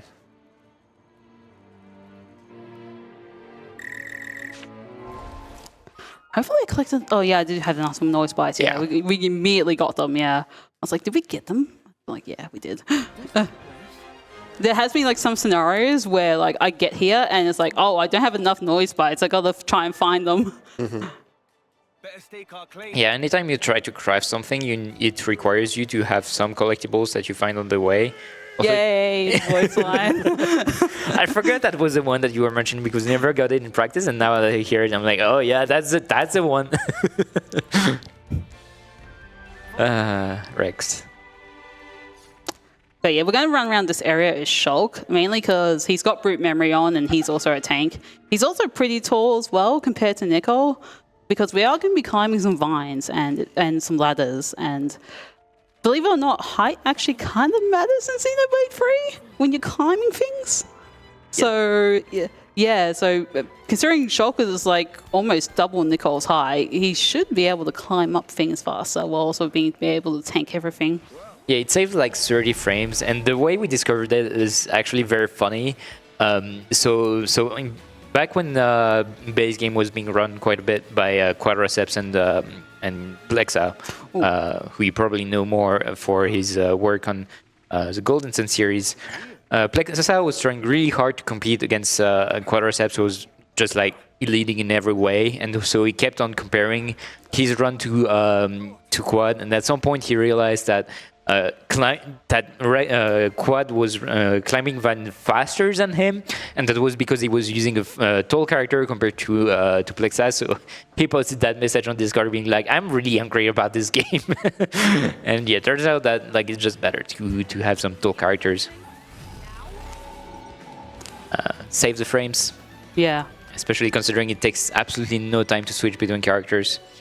Yeah, I'm going to collect this just as a backup. I actually normally do not need to use the growth reset kit in my runs, but yeah, it's good to have that as a backup. Yeah, it's right there. Yeah. So growth reset allows you to reset your affinity points on a character, which is going to give you back all the affinity points that you could use on someone else. So it's pretty valuable if you kind of didn't realize that you could set up properly, especially for the fight coming up. Like if you never invested on Glimmer and Nicole, well, it's fun. So right here, I actually do a fight skip. So this is Fogrif, which is like a mini wave fight of enemies that you have to go through. I went out too early, yeah. That's fine. Basically, you can play with aggression and aggro distances and swapping characters and stuff to basically end the encounter with this by switching out of combat. And then switch characters back to being in combat before the counter finishes. And then we can go and collect the items we need before it respawns. Yeah, I'm waiting a few seconds just to make sure that goes through, yeah. There. Sometimes There it you takes go. a little while, so yeah. That used to be one of the main grind fights we would use before we had the Nile strat, and also it's not an easy fight to get through either. So being able to skip it and have the Nile strat to get experience is really, really helpful. Yeah, any fight that involves a fog rift is really, really annoying to deal with. It's part of 100%, so yeah, you would have to do it normally, but if you're finishing 100%, but thankfully we don't have to here. And then up here, there's going to be actually another encounter similar to that where we're going to use... It's also a lovely hole here. If you fall down, you have to go around. There's no landmarks here, so yeah, don't fall down that Elpis. hole. Thank you very much, Xenoblade 2, for giving us this area. Oh yeah, this is the Xenoblade 2 area, Spirit Crucible Elpis. Yeah, this is going to be the second encounter we're going to skip by using aggression up here. It's going to be a little bit easier, I think, because we can use the vines for it instead of distances, but... We can also use Glimmer. Oh, that's actually a little bit unfortunate. I'm just going to get out of combat. Yeah, if you get in combat, then you can get revived by healers, but if you're not, then if you die, and you are resetted back to the previous landmark. And also, because it's a Xenoblade game, anytime you climb a vine, the aggro is reset. Oh, I need to stay a Shulk. We're going to aggro this banner, which is going to be guarding the item that we need to collect real quick. And we're going to go over here. Oh, that's the wrong launch. wrong person got launched. Yeah. That was not who I expected to get launched. There's actually 2 ways to skip this. This one is actually a lot easier to do. We learned it wasn't the first one that we had, where we would craft a ladder that we could create nearby. Then when we learned we could just use those vines instead, and it's actually a lot simpler to do it this way. So I'm going to wait here a little bit because the slowdown here can actually affect your jumping, and then you have to go back all the way around, and we don't have the ladder constructed because that was like the old strat, so we don't have that backup anymore. So just going to take it a little safe there, so I don't have to like run around and yeah. Because we just hit that secret area and got all the secret areas of the zone, we just got 25 AP, which is pretty nice. Yes, that's very nice. So from Xenoblade 2 area to another Xenoblade 2 area again, all the Xenoblade 2 right now, and then we're gonna fight Big Bird. I guess you could probably say this is maybe Crimson Derrick from Xenoblade 2 also, or a descendant of him. Yeah, probably, yeah. Yeah, welcome to RPG Jerkbird. This guy packs quite a punch, especially if you play this game casually. Like, you probably had some trouble with this guy. Yeah, we're going to actually mostly tank as Matthew for this. It should work out pretty well. And right now we are mostly going to set up a lot. We're going to set up a lot of Glimmer and Nicole, because then the next fight is going to involve both of them, and they are going to be against 2 very strong and iconic characters. No spoiler yet, and we need them to be as prepared as possible. Oh, wrong character. But for now, Wow, that break was immediate. I was like, wait, I already broke the bird. The nice part of this game is you can actually break and topple birds, where in Xenoblade 2 you cannot do that. And I think even in Xenoblade 1 you could. No, you can't. In Xenoblade 1 you can't topple them. It's really annoying. Yeah. Luckily in Xenoblade 3 they gave us the ability to do this now, which makes the fights... Because in these games, break and topple is like kind of one of your core combat mechanics to do a lot of damage, so... And it's also a very good way to crowd control enemies, and that's the main reason we use it. Is because like whenever an enemy is toppled or launched, they cannot do anything, and they can even be interrupted in their art, if that's an option when they are using that art. That's it. So yeah, again, we're trying to get Revolt Uppercut available as much as possible, so that whenever the Taos is going to try to use an art, we can evade it with Revolt Uppercut.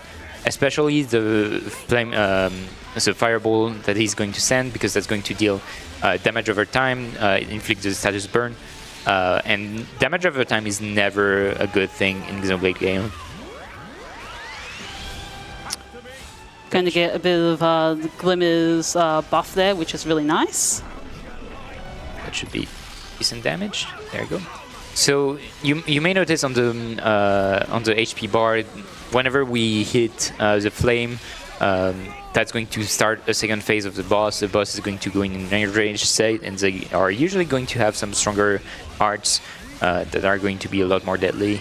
That would normally be when you would want to use a chain attack, but as you can see, we don't really need a chain attack to actually kill, and chain attacks are also pretty slow. Yeah, A's vision is just really nice in this fight as well, just to avoid like the deadly attacks that happen after the bird gets enraged. So as a reminder, whenever you so you've got vision 1 time per fight, and whenever you pop it, you've got like 10 to 15 seconds, I think, of time where no one can get hit in the party. Alright, here's the scary fight. Yeah, so it's Glimmer and Nicole versus Rex and Shulk. We want to focus on Rex first, and as you can see, he's not. He's taking that very seriously. Thankfully, he doesn't have all the buff that he has when you play them, because otherwise Nicole would just instantly die. But still, like, this fight could be pretty scary, especially if Nicole drops aggro, then it's going to be big trouble. Yeah, I think in practice one time. Oh, Shulk, please. I'm glad Shulk was aiming for me. I don't think Rex does more often than not. Although it is very scary when Rex goes for Glimmer. Like, I'm pretty sure, I know he one-shots her from with Crossblaze. Yeah. So here for this fight, Glimmer is the one that's in here to deal the damage. Even though she's a healer, she still does quite a decent amount of damage coming for a healer, especially with all the attack up fields. And Nico is really here to tank. He's got an item that reduces his damage output by like 25%, but also reduces the amount of damage that he takes by 37%. So he's really here to tank and to keep the aggro up. Yeah, there's another like little technique where you just hold the face buttons and just move the control stick. And it's actually like you go out of your topple state really quickly, like almost like inhumanly fast. So yeah, it's a very useful technique to pick up, especially when running this game and games in like 2 and 3, I believe. I think it works in both 2 and 3.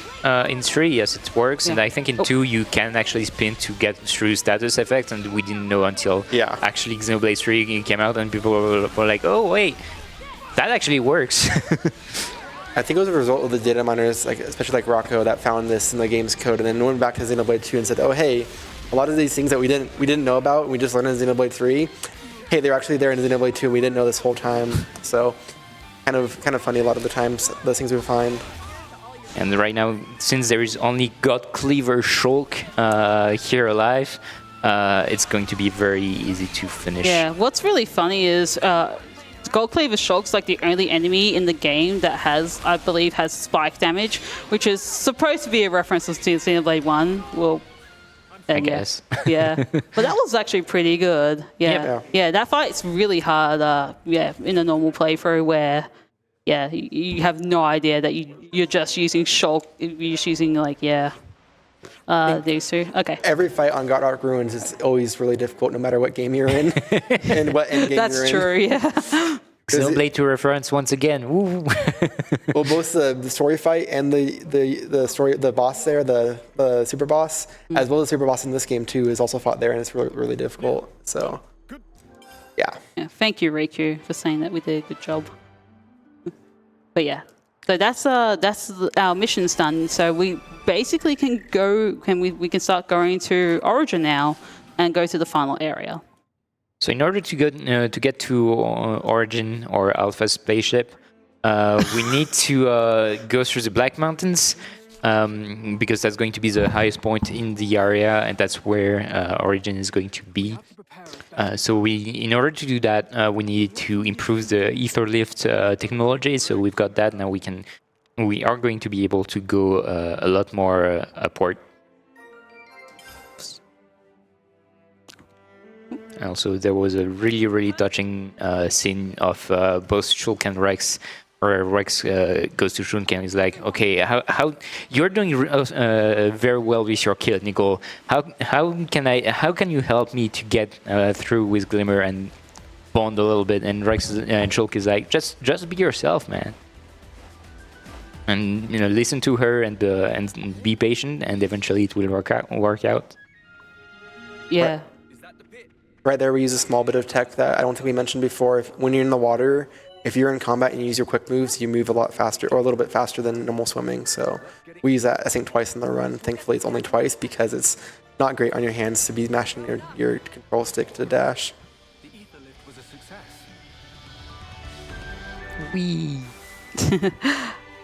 Do we have any messages? Well, we go to the final area of the game. We do indeed, yes. I've got a quick donation for you. That is $10 from Ghoul. Hey, Aeon, who punches things harder, Matthew or Marcus? Love you, good luck on the run. So, yeah, I play Digimon card game. Go. Yeah. So, yeah. So, and yeah, well, what is the answer? What is the answer?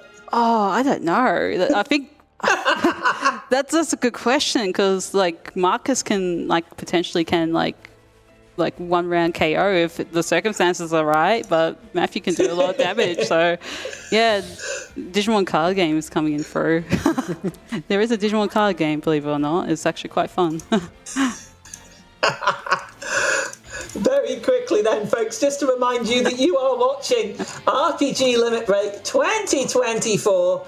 We are coming to you live from Salt Lake City, Utah, where we're raising money for NAMI, the National Alliance on Mental Illness. NAMI was formed in 1979 as a grassroots advocacy organisation by a group of parents whose children suffered with serious mental illnesses, and they have maintained that focus to this day. We're currently sitting on over $53,000, 457 for NAMI. Please keep those donations coming in. Aeon, back over to you.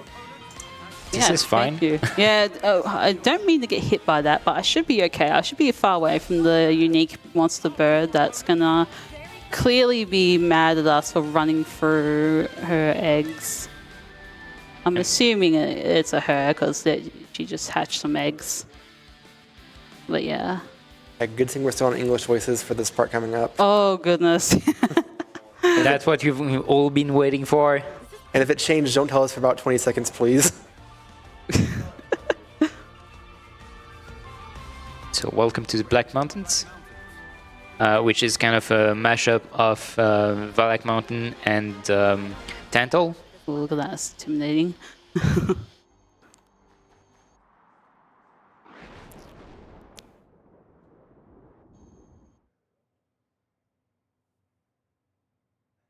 Man, I'm freezing my balls off. Can't get a good foothold. This seriously sucks. And maybe we'll get a second time. I think it might have been too late for I that. might be too late. I'm trying to find the couple feather. There we go. Man, Yeah, let's go. can't get a good foothold. This seriously sucks. This seriously sucks. I love this delivery. The delivery is fantastic. Yeah. So before we continue through this place, we need a few items in order to actually craft the few things that we'll need in order to progress to this area. Yeah, I do things a little differently from other people, but I just go down here, collect some things, collect this black crystal here while being aggro. So I go back immediately to the landmark instead of having to walk all the way back. And hopefully I get some, not modern resistors, I want some white covers, not strong screws. Like I've Everything got enough, but that. Yeah. Oh, come on. This game loves one? giving you... okay, good. good. Yeah, I need 2 white covers, so that's more than enough. So you can get spotted here by the Turkins, which can be a little bit annoying. But the one up there has been annoying. I'm probably very likely going to get spotted, which is okay. As long as I don't get spotted by, say, like... You know, the one that has the horn, that's okay.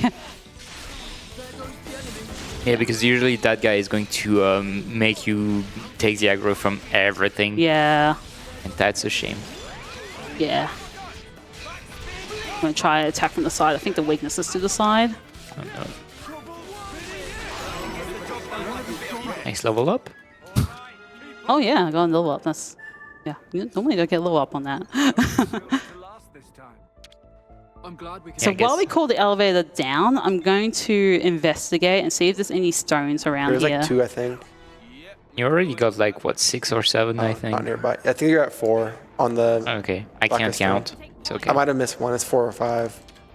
I never learned how to count in Xenoblade 1. That's something that you learn in Xenoblade 2. Yeah, especially in Torna, where you have to collect Yeah. so many things. But 4 is plenty for right now. Like, we're way far ahead. We need to get 8 lacquer stone in total for the end of this region for some crafting things. Yeah, first of all, we're going to do a safety save here because auto saving we found out doesn't really work properly. So, yeah, so this upcoming trek, we're basically going to do a little bit of parkouring. This was discovered by Tyler. Actually, it's Tyler, yeah. Yeah, it's quite a big skip that we could do here too, because this fight is, you normally have to clear this entire fight like the one before that we skipped through, but we found a way to just skip past it again. And this is going to be a big Xenoblade X reference, because it's time to do some climbing.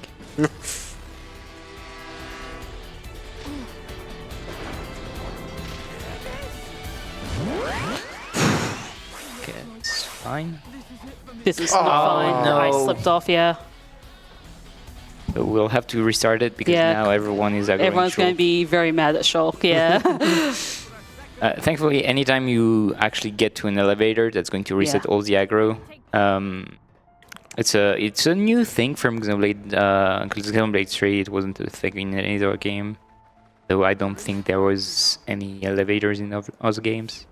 There's elevators. Not like the same type, but yeah. In 1 and 2. Yeah, I guess. Yeah. In 2, definitely the same type, but oh, in 1, yeah. In 2, there is some annoying ones. Yeah. Okay, time to try again. It's definitely not easy to do because like movement in Xenoblade 3 is, especially when you're doing some parkour like that, it's really iffy to get done properly. Okay. Yeah, Nicole was bullied very quickly there. Nice. Yeah. Woo. And good thing I didn't get knocked there. I could have potentially got knocked at the end and may have fallen off the edge and gone back to the bottom of the mountain, which would have been worst case scenario. But fortunately, that did not happen. It was very close to happening in one run that we did in practice. That was just. Yeah.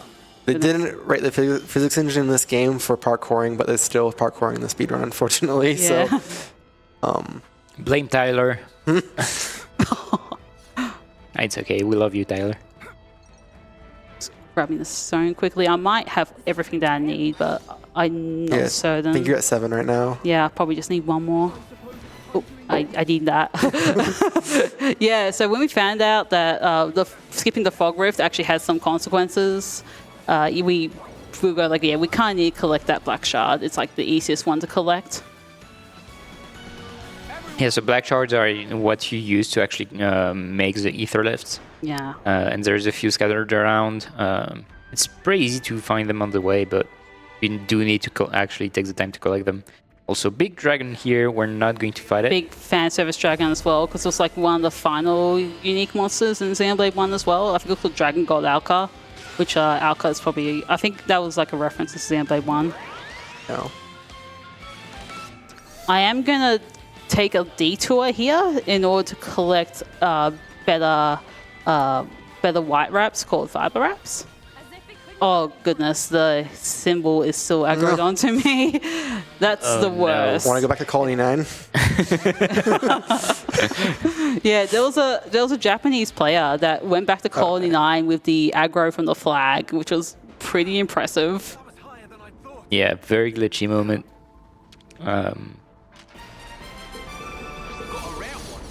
This accessory unlock kit is not necessary. We are only coming here for safety to get the fiber wraps, which so the white wraps actually increases your damage on an enemy that is launched. And considering that most of our damage is coming from a unity where an enemy is launched during chain, that's pretty good. Fiber wraps is going to increase that by 110% instead of the 60-ish%, I think. It's actually thunderstorming up in the Black Mountains, which means we get the cool lightning effects in the sky. But we also get more fog beasts. These fog beasts are kind of the creation of Alpha. Yeah. Did you want a safety quick save for this one as well? Or? I should be fine. Yeah. So this is yet another camp, and this is going to be yet another camp. There is actually never going to be any camp that we're actually ever going to have to clear, thankfully. And this one is quite tricky. The timing is really, really tight in order to get it. This is the one where the 25% movement speed helps us out a little bit. You can still do it without it, but it's even more incredibly tight to pull it off if you don't have the movement speed. And in the easy mode run, you actually don't get the movement speed, so it's really difficult in that run to pull it off. So in a way, easy mode is kind of harder than normal. With the platforming, yeah. Yes. Oh, nice. Yeah. Try. Yeah, so you may have noticed I've been jumping, and when I jump before something, that means I actually use it to stop my momentum and actually get into this idle state where it is actually much easier to interact with things.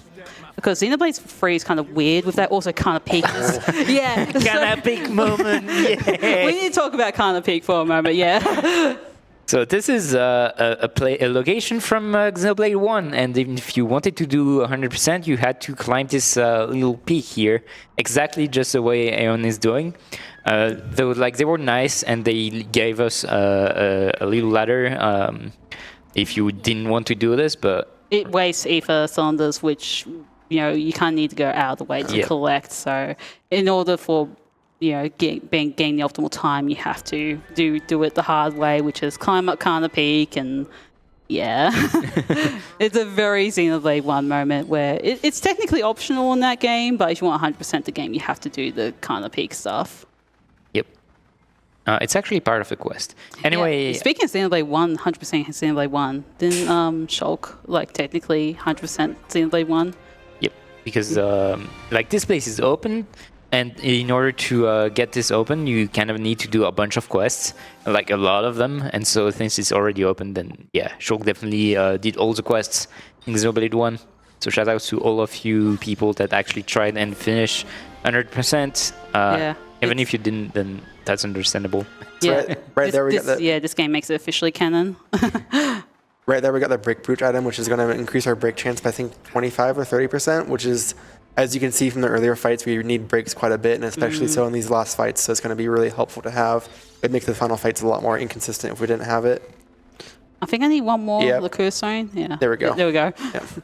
Yeah. So we are now entering Prison Island, which was the final dungeon of Xenoblade 1. So once again, some more Xenoblade 1 rep. We still didn't have enough, so there we go. Yeah, also the music is from Future Connected, which is the expansion from Definitive Edition. If you're wondering, every time we encounter a fog beast, there were like a prevalent enemy in Future Connected. But so that game introduced fog beasts, and then this game explains like their origin, basically. It's kind of a way to redeem the story of Future Connected, because like it was kind of iffy of a story, but this whole game is just trying to bring everything together. Yeah, I wish Melody got a better game now. I think Future Connected at least connected it all together, and this one's going to redeem it from the There you go. Oh yeah, so this unique monster is actually like really scary to go up against, especially here. Like this unique monster just chunks you. Oh goodness, please do not chunk me again. Gigapro was a boss from unique monster from Xenoblade 1. Yeah, I believe so too. Lots of. Yep, it was the one at the very end of the top of Prison Island when you cross the bridge that we will cross eventually. While we walk around, Tim, do you have anything to say before we get to the end of the game? I do indeed. We would like to show some love for our community artists, who include LLK, who designed the RPG Limit Break logo, and Mega Weasel and It's Casa, who are responsible for designing several of the emotes, which you can access by subscribing to RPG Limit Break's channel. All revenue from subscriptions, bits, and the ads we run contribute to funding our annual marathons, and your support in this regard is critical to helping us put on these wonderful events year after year. Remember, all your donations come in towards NAMI. I hope you've been enjoying this one as much as I have. It's been absolutely fantastic. Keep those donations coming in. Back over to you. Thank you very much. Yeah, very, very cool background here. Just like any Xenoblade game, like if you like enjoy exploring and really good scenery, just pick up on the series. It's like you're going to enjoy yourself for sure. Yeah, no matter how experienced or inexperienced that you are in Xenoblade, like you're definitely gonna have a good time. Welcome to Gundol's Cathedral, where we used to fight a big dragon. Thankfully, we don't have to fight it here. This used to be the final area of the game before getting to the final boss gauntlet. And here this time it's going to be a little bit on the side. Yeah. This can be a bit scary. So that unique monster there can break and topple you. If you get caught by it, you have to immediately switch to your other tank, which is Nicole, and just make a break to the end there. We get to see a very sad casualty of the merged worlds, which is the 50 Hz bell from Xenoblade Chronicles 1. The 50 Hz thing is mainly from the original game, where the game actually runs faster in 50 Hz, which is only accessible through the PAL version. So, yeah, the bell just fell. And yeah, the ether laser doesn't line up with the bells. What do you call the bells thing? Like it's like The dongs, I guess. the dong of the bell. That sounds. Yeah. Yeah. No. Yeah. Yeah, because 50 hertz being kind of weird, like you'd see everything desynchronized and it'd be funny. Yeah. I wish it wasn't foggy, but yeah, that's view of the entire world. You can see more Raiden Yeah. as well. Yeah. Very far right. away. It's like over there. Yeah. There you go. That's your Xenoblade 2 reference. You don't even get to go there. Come on. I'm trying to show off everything I can. Oh, come on, Rex. We need to get another Wii. Just follow me. So now we have a camp and a menu, and then we're going into the final gauntlet of fights. Keep busy. 32. That's worked up a good sweat. That's a little bit lower than what we can have here, But it's okay. hopefully. Oh, I need to get out of the camp. Isn't N here level 40 or 45? He's like 48. Okay. Yeah. So Maybe six- 49. I can't remember exactly. Yeah. Yeah. One more safety backup here for this affinity scene to get us one more upgrade. We don't normally get this in the run, but just for some backup to make it more consistent. Yeah. Give Rex some extra crit. Make him more of a Giga Chad. It's because we did explain that Rex dealt a lot of damage, but basically, in order to deal damage, Rex needs to get to hit crits, and whenever it crits, like its attacks are absolutely bonkers. It's really night and day. Whenever he gets to crit, it's probably like 200% extra more damage. It's really incredible. I need plate belt, wherever that is, and Yeah, so plate belt again reduces damage taken. oh, the mercy earring is. Where did it go? Why is it up there? And we definitely don't want our healers to die, so it makes sense to give them items that allow them to tank attacks, because the next bosses are going to have a lot of AoE, and your AoE is definitely going to hit your healers, so they definitely need to survive one way or That's another. not it. The strategy manual. So strategy manuals are going to change a little bit how their side effect that they are going to have during a chain. So whenever you finish a chain with an attack, when you start a chain with an attacker, you are going to get 25% more TP. When you use the healers, they can never go past 99%. And defender, whenever you use them at the end of a chain, you're going to get back the person that has the most TP. And so right now we change it for Nicole so that whenever he ends the chain, it's going to be a guaranteed Bravo. So 150%, which is going to be pretty cool. This fight is pretty scary, and we definitely wouldn't want to keep him broken, toppled, or launched, so that he doesn't use all of his scary moves. Yeah, funny thing about N here though is he's the only enemy that's like stationary. Oh wow, Shulk got that. Yeah. So he's the only enemy that attacks while stationary, and he doesn't use any auto attacks, but he hits like a truck. Yeah. So. Yes, and so the whole thing that we're trying to do here is to build chain attack. And the best way to build chain attack is either reviving characters or toppling and launching. So that's mostly why we also try and focus on that. There is a bunch of ways to build chain attack. Basically, whatever you do in the chain is going in a fight is going to build chain attack, but that's going to be the most important ones. And obviously, we don't really want to do the reviving ones because we've got only 2 healers, and things could be scary. Okay, There you go. launch is good. Let's try to keep it up. Bring everyone together. Rex, what are you doing? Oh, Okay, I think everyone was far away, don't so do the that thing could again. really work. Okay, good. Still launched. Rex was like really far away. There's some practice yesterday where we had a similar timing on the launch, but it ended up actually expiring when the chain attack started, which was extremely unfortunate. Yeah. But this time it worked fine, so Yeah. that's actually a really good fight. That was pretty much optimal, I think, as long as the chain goes As long well. as I don't get 15%, which Well, it's 10% now because you got Rex first. Yeah. So yeah. Gren's like incredible, like at quick math, so it's really nice that having I did the math last night and I remembered it. yeah. Oh, There we go. wow, that's perfect. And we yeah. got Matthew back too, so this is pretty much a perfect fight. Yeah. We could wait for one more round and bank on Matthew, but it's not worth it. You deal enough damage with the Unity damage from Rex. Yeah, we don't need the experience. We have the fight secured. We have the damage, so just go ahead and finish it here. Another Bravo. There's going to be a big boost of damage. So the strategy for this fight is the same as Niall. It's just that we don't start with chain attack, and then the chain attack route is pretty much identical too. A little bit different in some part because you have some buffs in your chain attack, but the overall strategy is the same. And no crit right there. That's It'll be his fine. base damage without crits, by the way. Yeah.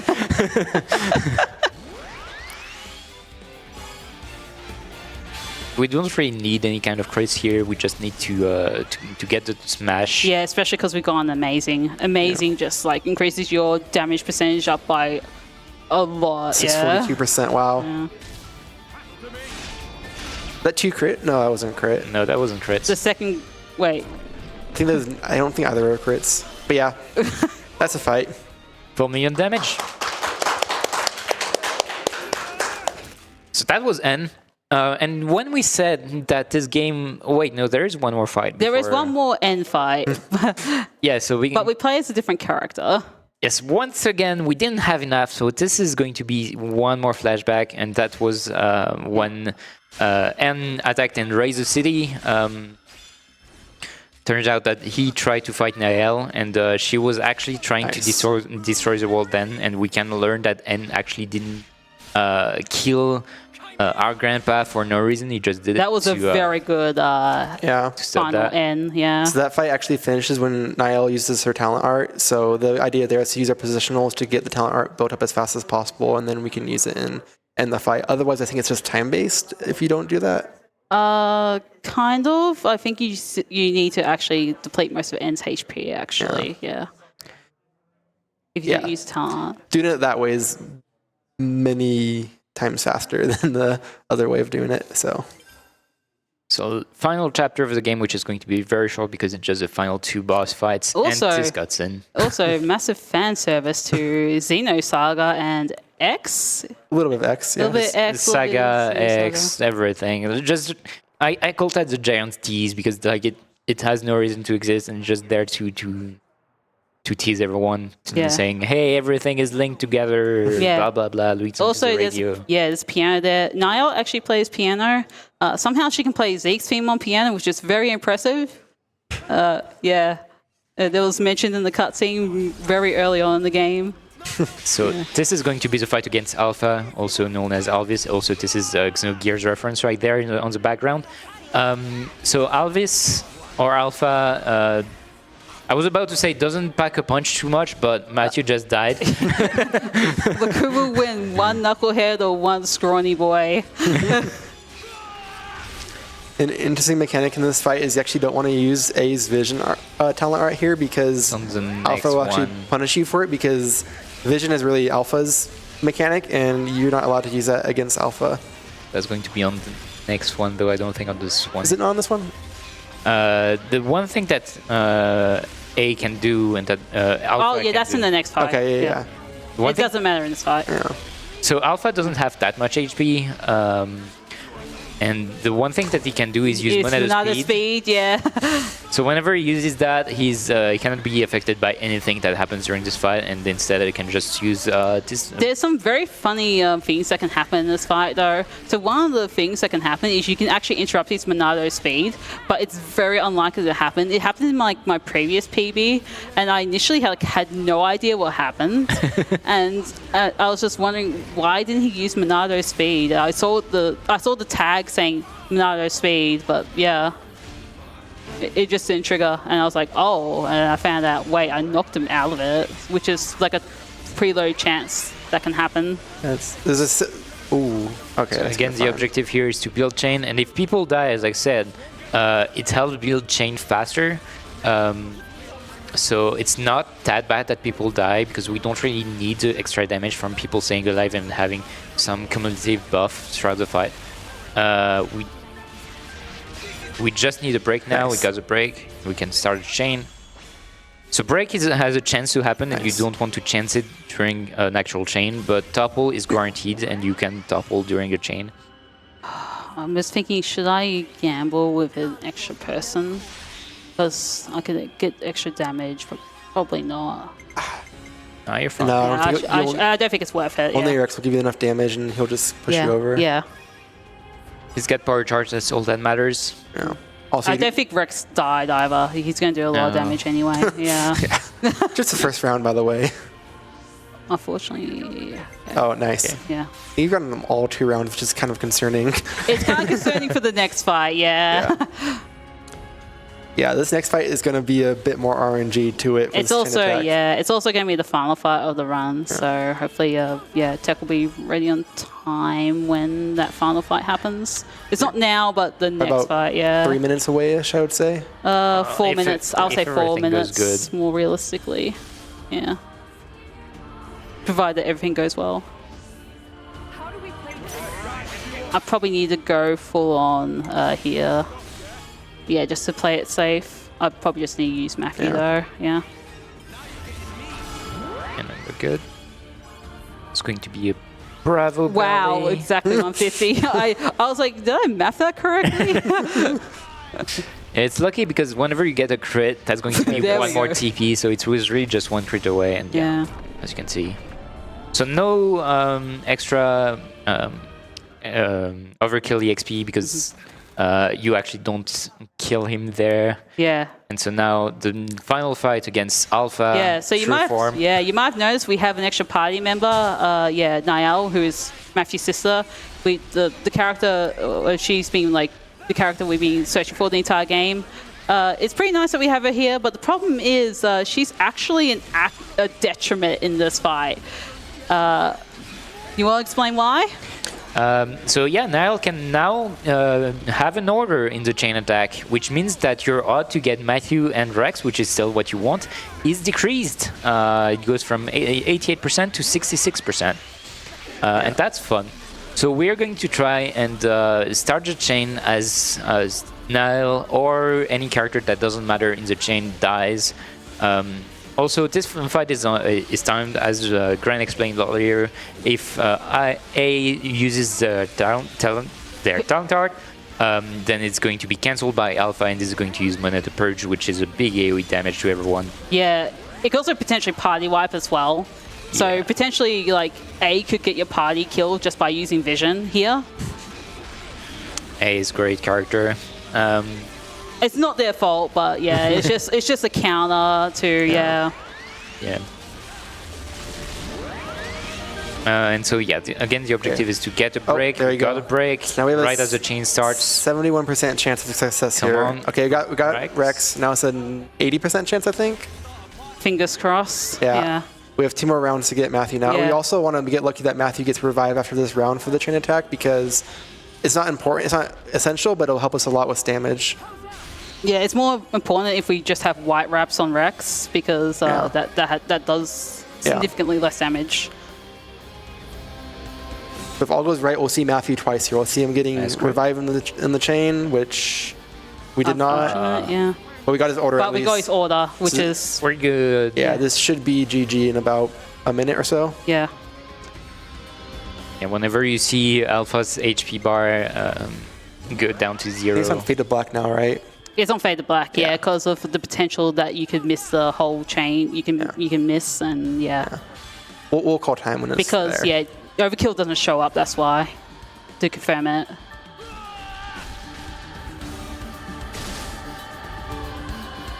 Also, we need to talk about the remix theme as well of the We final didn't boss. have time. You went too fast.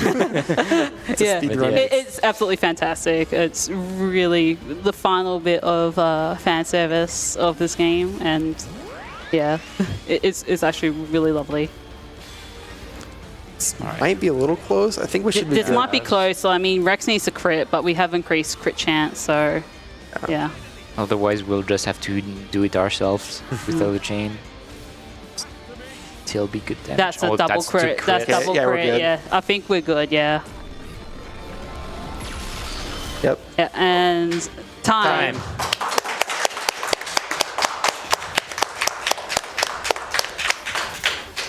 GG. Yeah, thank you. And yeah, absolutely. This run has its trials and tribulations, some very brutal time losses. Yeah, especially early on in the game. That was a very rocky start, but managed to pull it back and even get to show off the Niall strat, which was, yeah. I'm very thankful we got to show it off and not had to resort to the Nintendo Switch recording that I had to that I've prepared. So It would have been just in really case. sad, yeah. Yeah, but I did prepare it just in case I did not get it in time, and especially to remain underestimated, especially since the marathon is still way behind. But yeah, it's okay. We get yeah. Yeah, and given the wipe to the W, the restart on the Ignas, and also 2 slow loads and the affinity scene, this is not a bad run at all. On Yeah. the time. Any shoutouts you want to give before we end out? I'd like to thank the Xenoblade community for especially people that have ran FR and have pretty much have figured out the game. Tasmania Jones came up with a really good route, and then Cryptus has really pushed the game to its limits, and Quadriceps has found some really cool things as well. On top of people that have ran base free, which has helped some of the stuff in this game as well.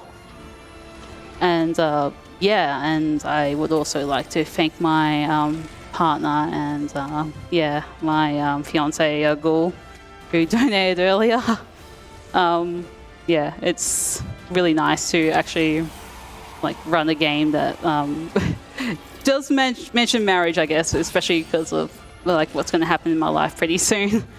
But yeah, very excited with what's coming up in the future.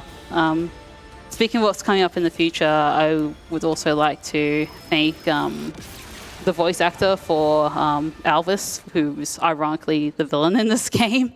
But in the original game, in Xenoblade Chronicles 1, he said a very important line that saved my life. And yeah, very yeah. I'm very glad that everyone has generously donated to hit both the normal mode stuff and also have donated for the voice languages.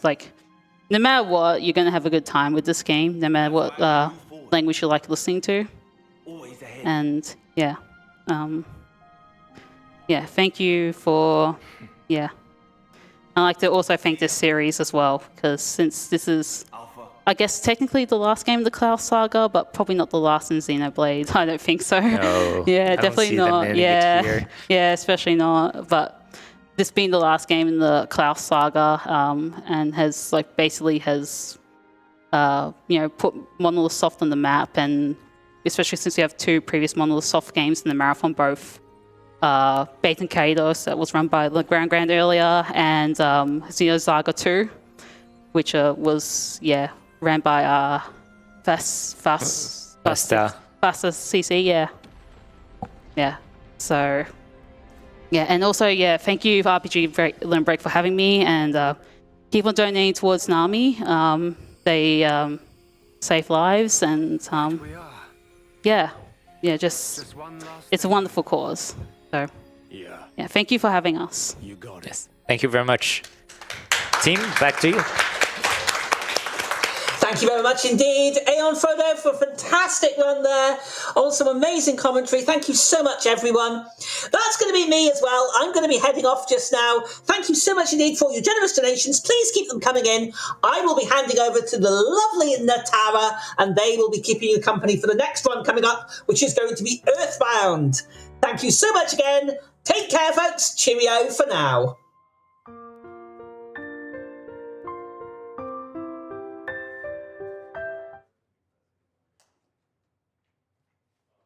Hello, everyone, and welcome back. My name is Natara, and I am going to be taking you through the next section of the run. In the meantime, though, while we're getting ready, we have a wonderful sponsor ad to show you. So stick around, see that, and we'll be right back.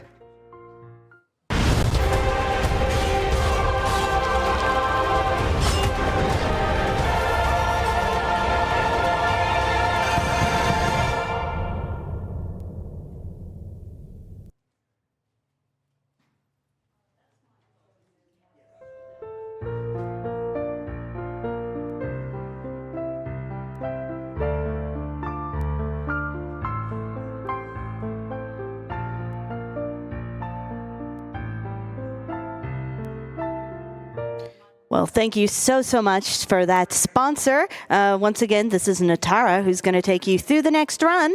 And we're just going to have a little Twitch ad here. Going to have a little break. So stick around, chill, and we're going to see you again very soon.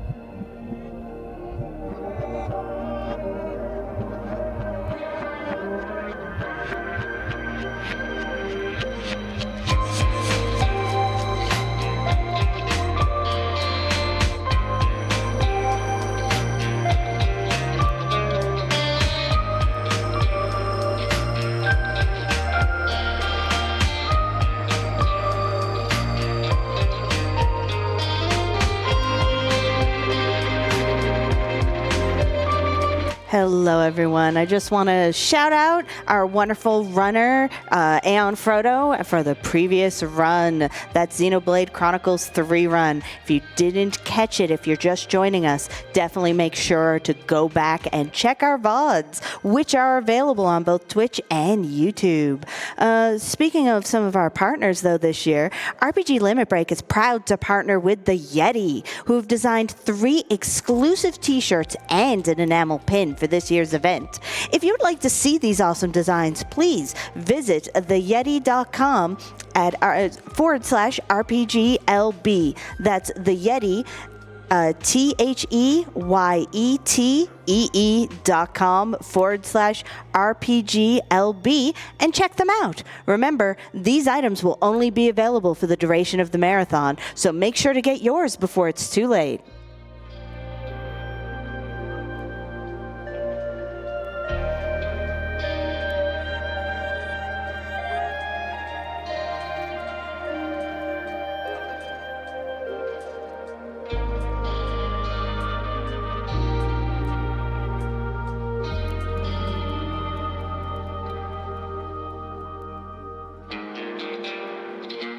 And thanks to everyone and your hard efforts, we have met or are closing off those naming incentives for Earthbound. So I hope you had your donations in because those are getting closed right now. So look forward to our winning names shortly. I can tell you now as a little secret, the player is going to be Jeff. So I hope you like some Jeff in here.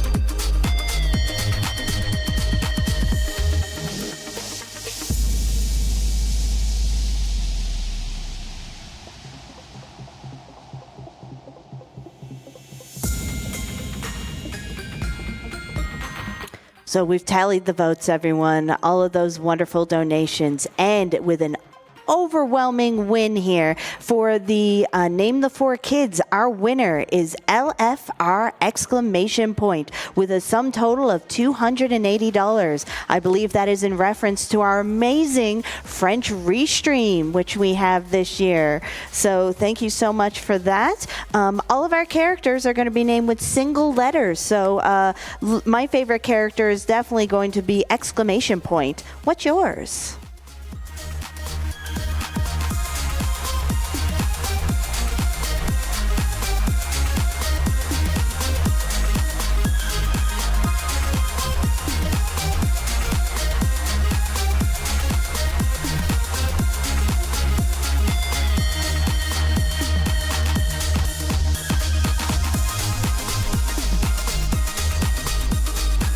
Want to send shout outs to the people involved with our foreign language restreams. Our French restream can be found at twitch.tv/Le French Restream, which is LEFRENCHRESTREAM. And our Japanese restream at twitch.tv/Japanese_restream. If those restreams can help you better enjoy the marathon, please go check them out and send them some love.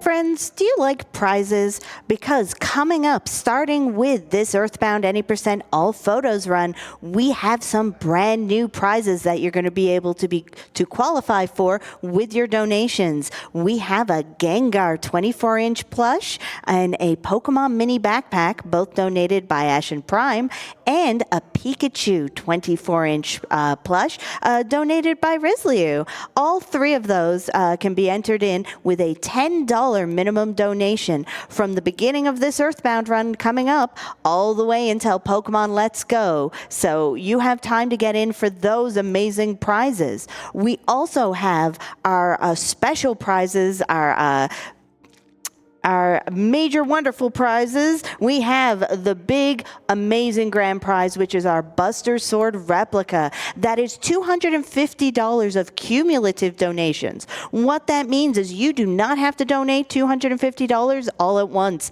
If you're doing lots of different little donations through the event, so long as it was any time during the event and comes to a sum total of $250, you are entered in to that prize draw for that Buster Sword replica. It is large, it is amazing, it has magnetic materia that you can slot in and out, and that is something that we love, and that's amazing. But you know what else is amazing? I'm sure you see them right now on stream. That's right, it's Bob the Ninja Whale Lord, our wonderful, ginormous Whale Lord friend. The friends on top are sadly not included, but are just keeping Bob company while they chill here with us. That is a $75 cumulative donation for the second half of this event. So you definitely want to get your bids in for that.